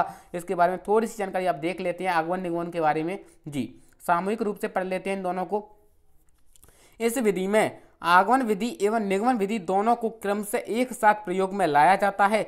लक्ष्य लक्षणे व्याकरणम यानी लक्ष्य क्या होता है? शब्द, तथा लक्षण होता है नियम के समूह को व्याकरण कहा जाता है। व्याकरण की यह परिभाषा इस विधि को घोषित करती है। प्राचीन काल में आगमन विधि तथा निगमन विधि दोनों को पाणिनि एवं पतंजलि ने क्रमशः स्वीकार किया है। इस विधि के अंतर्गत सर्वप्रथम उदाहरण प्रस्तुत किए जाते हैं, तत्पश्चात उदाहरणों से नियमों की स्थापना की जाती है। ठीक है ना। आप सभी को पता होगा इतना चीज तो। ठीक है ना। यह विधि व्याकरण की सर्वश्रेष्ठ विधि है। कैसी है? सर्वश्रेष्ठ विधि है। इस विधि द्वारा शिक्षण करवाने से व्याकरण शिक्षण नीरस होते हैं और जो छात्रों के लिए सरस बन जाते हैं। ठीक है ना। यह विधि वैज्ञानिक तथा मनोवैज्ञानिक दोनों है। इस विधि में शिक्षण कराने से छात्र सक्रिय और जिज्ञासु बने रहते हैं। इस विधि द्वारा प्राप्त ज्ञान चिर स्थायी रहता है। ठीक है ना। कैसा रहता है? चिर स्थायी रहता है। ठीक है ना। अगला प्रश्न है प्यारे साथियों, जी सभी साथी बताएंगे, संस्कृत शिक्षण का सर्वोत्तम विधि वर्तते। संस्कृत शिक्षण की सबसे सर्वश्रेष्ठ विधि कौन सी होगी? ठीक है ना। सभी साथी बताएंगे। इसका राइट आंसर बिल्कुल आपकी ऑप्शन है व्याख्यान विधि सर, अनुवाद विधि, अनुवाद विधि, प्रश्नोत्तर विधि या फिर कंटेस्टीकरण। बिल्कुल साथियों, संस्कृत शिक्षण के लिए कौन सी विधि सर्वश्रेष्ठ हो जाएगी? बिल्कुल सर, इसका right answer sir option C को लॉक कर दो। किसे लॉक कर दो? ऑप्शन सी को लॉक कर दो सर। प्रश्नोत्तर विधि होती है वो संस्कृत शिक्षण की सर्वोत्तम विधि हो जाएगी, ठीक है ना। अगला प्रश्न प्यारे साथियों, प्राचीन यूनानी दार्शनिक सुकरात महोदय, कौन मेरे प्यारे साथियों? सुकरात महोदय ने कौन सी विधि का उपदेश दिया, ठीक है ना। कौन सी विधि का उपदेश दिया? भाषण विधि का, वाद विवाद का, प्रश्नोत्तर का या फिर कथा कथन विधि का? तो बिल्कुल सर हमें पता है जो सुकरात महोदय मेरे प्यारे साथियों, उन्होंने प्रश्नोत्तर विधि का जो भाषण था वो दिया था, ठीक है ना, उपदेश दिया था, ठीक है ना सर। इसको ऑप्शन सी को लॉक कर दो। अगला प्रश्न प्यारे साथियों, सुकरात विधि ऐतरस्य विधि पर नाम किम, यानी जो सुकरात विधि है वो किस विधि का नाम है? प्रश्नोत्तर विधि, वाद विवाद विधि, आगमन विधि या फिर सर निगमन विधि? तो सभी के राइट आंसर आ रहे हैं। क्या बात है सर, क्या बात है। सुकरात विधि मेरे प्यारे साथियों, इसका right answer sir option A को लॉक कर दो। प्रश्नोत्तर विधि इसका राइट आंसर हो जाएगा। इसे ही सुकरात विधि कहते हैं। क्या कहते हैं? सुकरात विधि कहते हैं, ठीक है। याद रख लेना, स्टाइल लगा लो, बहुत ही अच्छे क्वेश्चन है, ठीक है ना। अब देख लेते हैं प्रश्नोत्तर विधि के बारे में मेरे प्यारे साथियों। प्रश्नोत्तर विधि, इस विधि का प्रयोग विकास यूनानी दार्शनिक सुकरात ने किया। इसे सुकराती विधि भी कहा जाता है। प्राचीन काल में ओम शब्द के उच्चारण के बाद पाठ पढ़ाना आरंभ किया जाता था, ठीक है ना। उस समय पाठ को प्रश्नोत्तर विधि के माध्यम से पढ़ाया जाता था। इस विधि के अंतर्गत संपूर्ण व्याख्यान के बीच बीच में कुछ प्रश्न पूछे जाते थे, तत्पश्चात उनके उत्तर बताए जाते थे। छात्र उन्हीं प्रश्नोत्तरों का अनुकरण व आवृत्ति करते हैं। इस प्रकार संपूर्ण व्याख्यान समाप्त होता था। कभी कभी अध्यापक प्रश्न का विस्तृत उत्तर न देकर केवल संकेत मात्र करता था। छात्र उन्हीं संकेतों के माध्यम से उत्तर तक पहुंचने का प्रयास करते थे, ठीक है ना। इस विधि द्वारा शिक्षण कराने की जिज्ञासु छात्र सक्रिय रहते थे। इसके अंतर्गत छात्रों में स्वचिंतन, तर्क शक्ति और निरीक्षण शक्ति का विकास होता था। इस विधि का प्रयोग करते समय प्रश्नोत्तरों का निर्माण छात्र के चित्रानुकूल किया जाता था, ठीक है ना। प्रत्यक्ष विधि के बाद संस्कृत शिक्षण के लिए यह सर्वोत्तम विधि मानी जाती है, ठीक है ना। अगला प्रश्न है प्यारे साथियों जी, व्याकरण पाठ योजना नास्ति, व्याकरण पाठ योजना में से कौन सा संबंधित नहीं है? छात्रान शब्द भंडारस्य अभिवर्धनम, शुद्ध संस्कृत लेखनस्य योग्यता उत्पादनम, विचार अभिव्यक्ति सूक्त उत्पादनम, अत्यधिक धनार्जनम कृत्य क्षमतो उत्पादनम। मेरे प्यारे साथियों, आप सभी को पता होगा जी। बिल्कुल सर, इसका right answer sir option D को लॉक कर दो, क्योंकि छात्र के शब्द भंडार में वृद्धि होती है, बिल्कुल सही है। शुद्ध संस्कृत लेखन की योग्यता उत्पन्न होती है, बिल्कुल सही है। विचार अभिव्यक्ति का वादन होता है, बिल्कुल सही है। लेकिन अत्यधिक धन अर्जनम, धन का अर्जन थोड़ी होता है सर। तो बिल्कुल सर ऑप्शन डी को लॉक कर देंगे, ठीक है ना सर। बिल्कुल आपकी बात मान लेते हैं। संस्कृत भाषा के ध्वनि तत्वों से छात्रों को परिचित कराना, शब्द रूपों व शब्द धातु रूपों का ज्ञान कराना क्या होता है? व्याकरण शिक्षण का उद्देश्य होता है, ठीक है ना। इसके बारे में थोड़ी सी जानकारी आपको देख लेते हैं, ठीक है ना। संस्कृत भाषा शुद्ध लेखन तथा उच्चारण का अभ्यास कराना होता है। छात्रों की संस्कृत रचना शक्ति का विकास करना होता है। छात्रों के शब्द भंडार में वृद्धि करना होता है। अर्थ ग्रहण करने की क्षमता का विकास करना होता है। संस्कृत भाषा के माध्यम से विचार अभिव्यक्ति की शक्ति को विकसित करना होता है। भाषा ज्ञान संबंधी कठिनाइयों को दूर करना होता है। छात्रों की तर्क शक्ति, निरीक्षण शक्ति का विकास करना होता है। व्याकरण के नियम तथा प्रयोगों का ज्ञान प्रदान करना भी होता है, ठीक है ना। अगला प्रश्न है प्यारे साथियों, अभिनय विधि प्रयोग कुत्र क्रियते, अभिनय विधि का प्रयोग किसमें किया जाता है? कथा शिक्षण में, पद्य शिक्षण में, नाटक शिक्षण में या गद्य शिक्षण में? आप सभी को पता होगा अभिनय किसमें करेंगे? नाटक में करेंगे सर। तो ऑप्शन सी को लॉक कर दो, ठीक है ना। इसकी व्याख्या देख लेते हैं थोड़ी सी, ठीक है ना। अभिनय विधि का प्रयोग नाटक शिक्षण में किया जाता है। इस विधि के दो उपभेद हैं, कच्चा अभिनय विधि, रंगमंच अभिनय विधि। कच्चा अभिनय विधि क्या होती है सर? कच्चा अभिनय विधि, इसमें अध्यापक छात्रों को नाटक के पात्र की भूमिका बांट देता है और छात्र अपनी अपनी भूमिका के अनुसार नाटक, वाचिक व कायिक अभिनय करते हैं, ठीक है ना। इस विधि में सर सामान्य वेशभूषा ही करते हैं। इसमें शिक्षक की भूमिका निर्देशक के रूप में होती है। इसका प्रयोग कच्चा कच्चे में ही किया जाता है। इस विधि में नाटक शिक्षण रोचक बन जाता है। इसमें छात्रों को भावानुकूल अभिव्यक्ति का अवसर मिलता है। छात्रों के व्यक्तित्व का विकास होता है। इसमें रंगमंच व्यवस्था, सज्जा साज और प्रकाश व्यवस्था, ध्वनि और व्यवस्था आदि पर समय पर ध्यान, धन की बचत होती है, ठीक है ना। यह विधि मनोवैज्ञानिक व उद्देश्यपूर्ण है। माध्यमिक स्तर पर नाटक शिक्षण की श्रेष्ठ विधि है, ठीक है ना। यह विधि सरल व व्यवहारिक और मितव्ययी होती है, ठीक है ना। अगला प्रश्न है प्यारे साथियों, उससे पहले रंगमंच विधि को और देख लेते हैं। एक और विधि रह गई है, ठीक है ना, नाटक शिक्षण की, रंगमंच अभिनय विधि। इसमें छात्र पूरे नाटक को वास्तविक रंगमंच प्रस्तुत करते हैं। छात्र पात्र की भूमिका के अनुसार उसके हाव भाव, चरित्र तथा स्वर के अनुसार वास्तविक रंगमंच पर अभिनय करते हैं। इसमें छात्र पात्रों के अनुसार ही वेशभूषा धारण करते हैं। इस विधि में नाटक को पूर्ण साज सज्जा के साथ प्रस्तुत किया जाता है, ठीक है ना। इस विधि में छात्रों को वास्तविक रंगमंच पर नाटक का अभिनय करने का अवसर मिलता है। जिस उद्देश्य की पूर्ति के लिए नाटक लिखा जाता है उसकी पूर्ति होती है, ठीक है ना। इसमें रंगमंच की तैयारी, नाटक का निर्देशन, संचालन इत्यादि के अवसर मिलते हैं। छात्रों के नेतृत्व शक्ति का विकास होता है। अभिनय के दौरान छात्रों को नाटक के पात्रों और दृश्यों का पूर्ण परिचय प्राप्त होता है। इस विधि से प्राप्त ज्ञान कैसा होता है? स्थायी होता है, ठीक है ना। अगला प्रश्न प्यारे साथियों, नाटक पाठ्य योजनाओं शिक्षकम रंगमंच करियते। नाटक शिक्षण में मेरे प्यारे साथियों शिक्षक क्या करता है?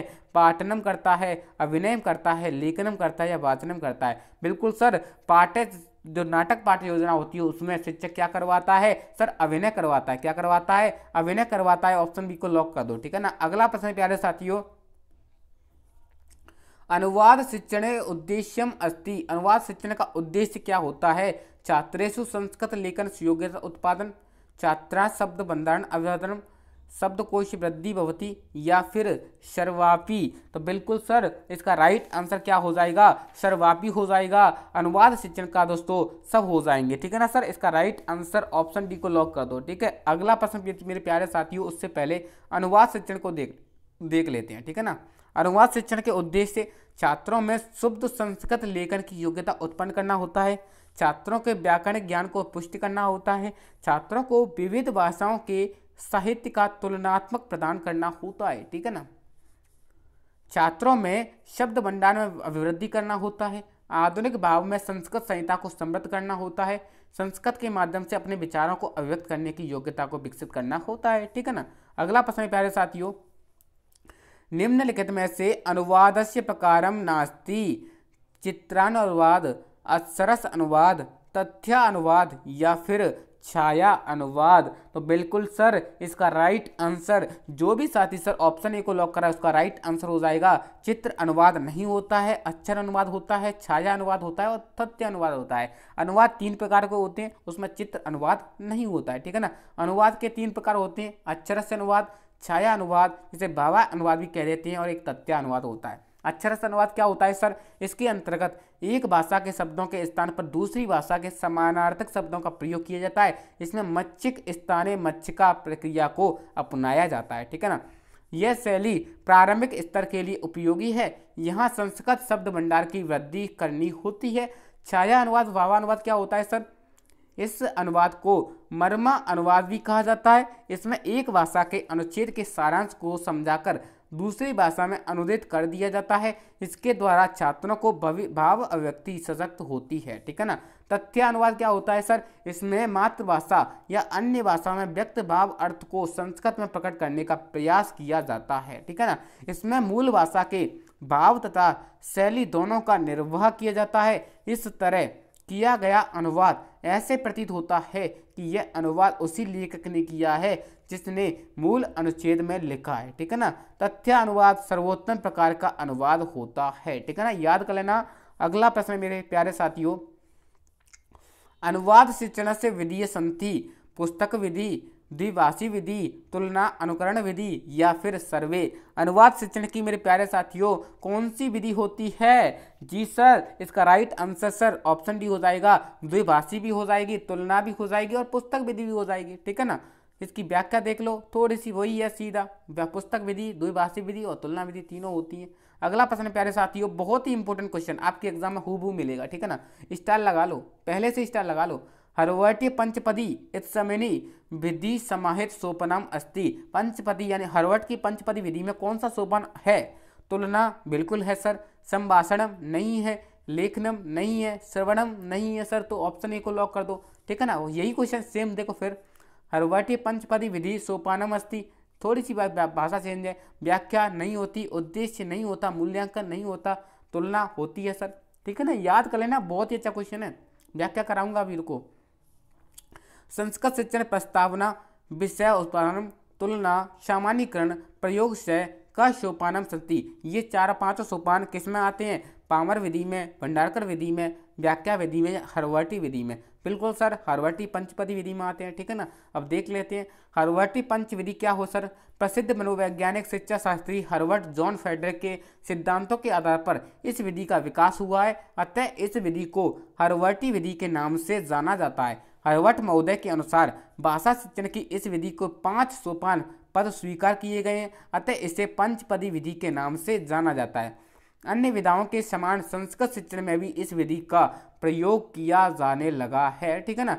पाठ योजना इसी विधि पर आधारित होती है। हर्बर्टी पंचविधि के सोपानों का क्रम इस प्रकार है। सबसे पहले प्रस्तावना, प्रस्तुतिकरण, तुलना, सामान्यीकरण और प्रयोग, ठीक है ना। पांचों को बेहतरीन तरीके से याद कर लेना सर, बिल्कुल बेहतरीन तरीके से याद कर लेना, आपके एग्जाम में हूबहू देखने को मिलेंगे, ठीक है ना।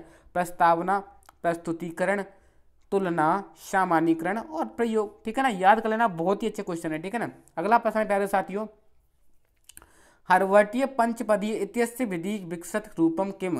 हर्बर्ट की पंचपदी विधि के विकसित करने के लिए क्या उपयोगी है?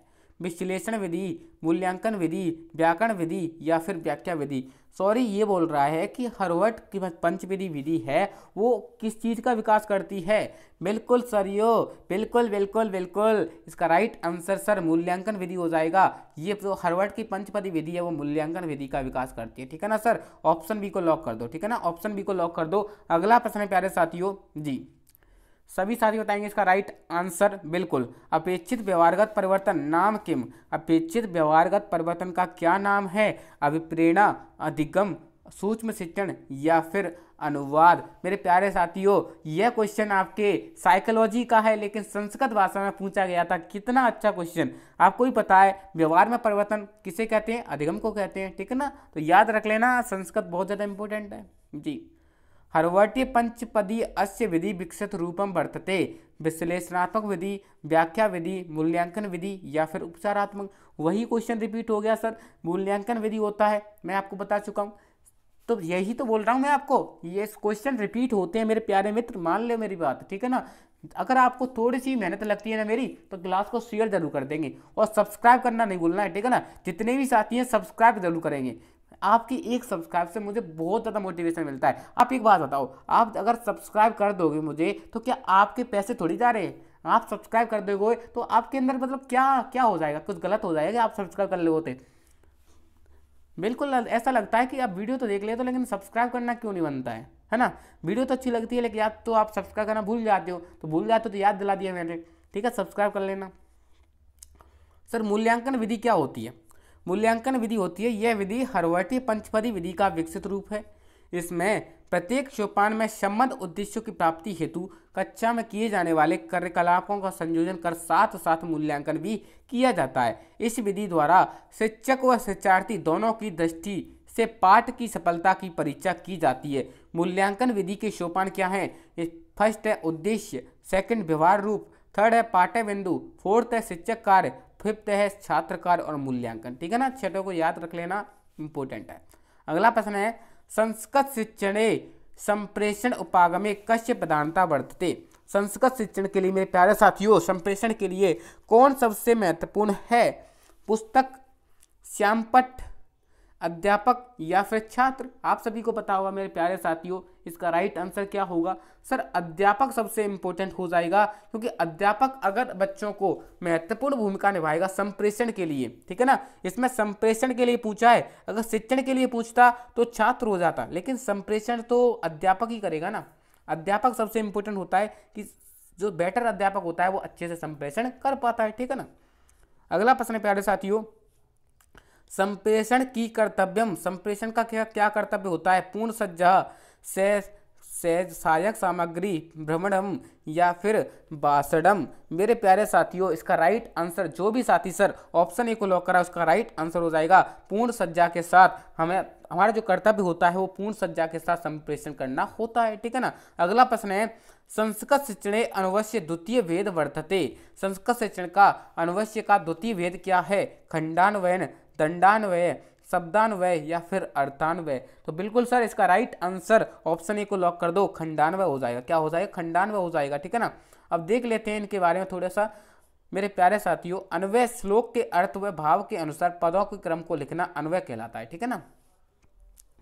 पद्य शिक्षण में अन्वय का विशेष महत्व होता है क्योंकि इसमें पद्य के अर्थ का अच्छी प्रकार से ज्ञान प्राप्त करना सरल हो जाता है।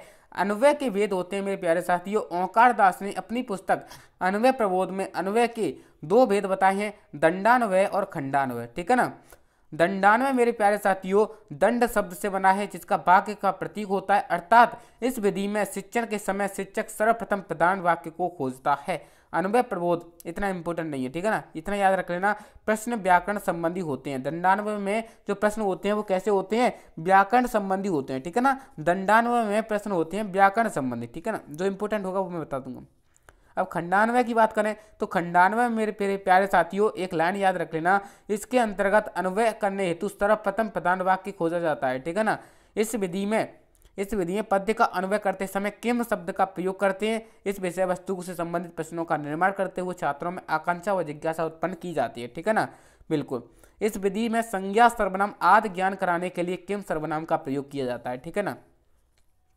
और इतना कुछ इंपॉर्टेंट नहीं रहने वाला, ठीक है ना। आपके लिए आवश्यक सूचना मेरे प्यारे साथियों, मैंने देखो आपके लिए बहुत ज़्यादा हेल्प करी है मेरे प्यारे साथियों। अगर आपको थोड़ी सी मेहनत लगती है, मेरी थोड़ी सी मेहनत लगती है, तो आप चैनल को सब्सक्राइब करके ये ई बुक ले लेना है, ठीक है ना। और वीडियो को ज़्यादा से ज़्यादा शेयर करना उन दोस्तों के पास जिनको डर लग रहा था कि हमारी संस्कृत से नहीं बन पाएगी, ठीक है ना। तो बिल्कुल साथियों शेयर कर देना उन साथियों के पास जो संस्कृत से डरते हैं, और एक बार एक मेहनत के लिए एक बार प्यारा सा कमेंट कर देंगे। और जिसको ई बुक लेनी है मेरे प्यारे साथियों मुझे व्हाट्सएप पर मैसेज कर देना। आप सभी को पता है ई बुक के बारे में क्या खासियत रहने वाली है, ठीक है ना। जिसको डर लगे वो कॉन्टैक्ट कर लेना, और जिसकी तैयारी अच्छी चल रही है तो उससे तो कोई डर ही नहीं होगा, ठीक है ना। तो बिल्कुल साथियों मिलते हैं अपनी नेक्स्ट वीडियो के साथ, तब तक के लिए thank you, tata bye bye. Class को शेयर कर देंगे, ठीक है ना, वायरल कर देंगे क्लास को, बिल्कुल सभी साथियों के साथ वायरल कर दोगे। Thank you.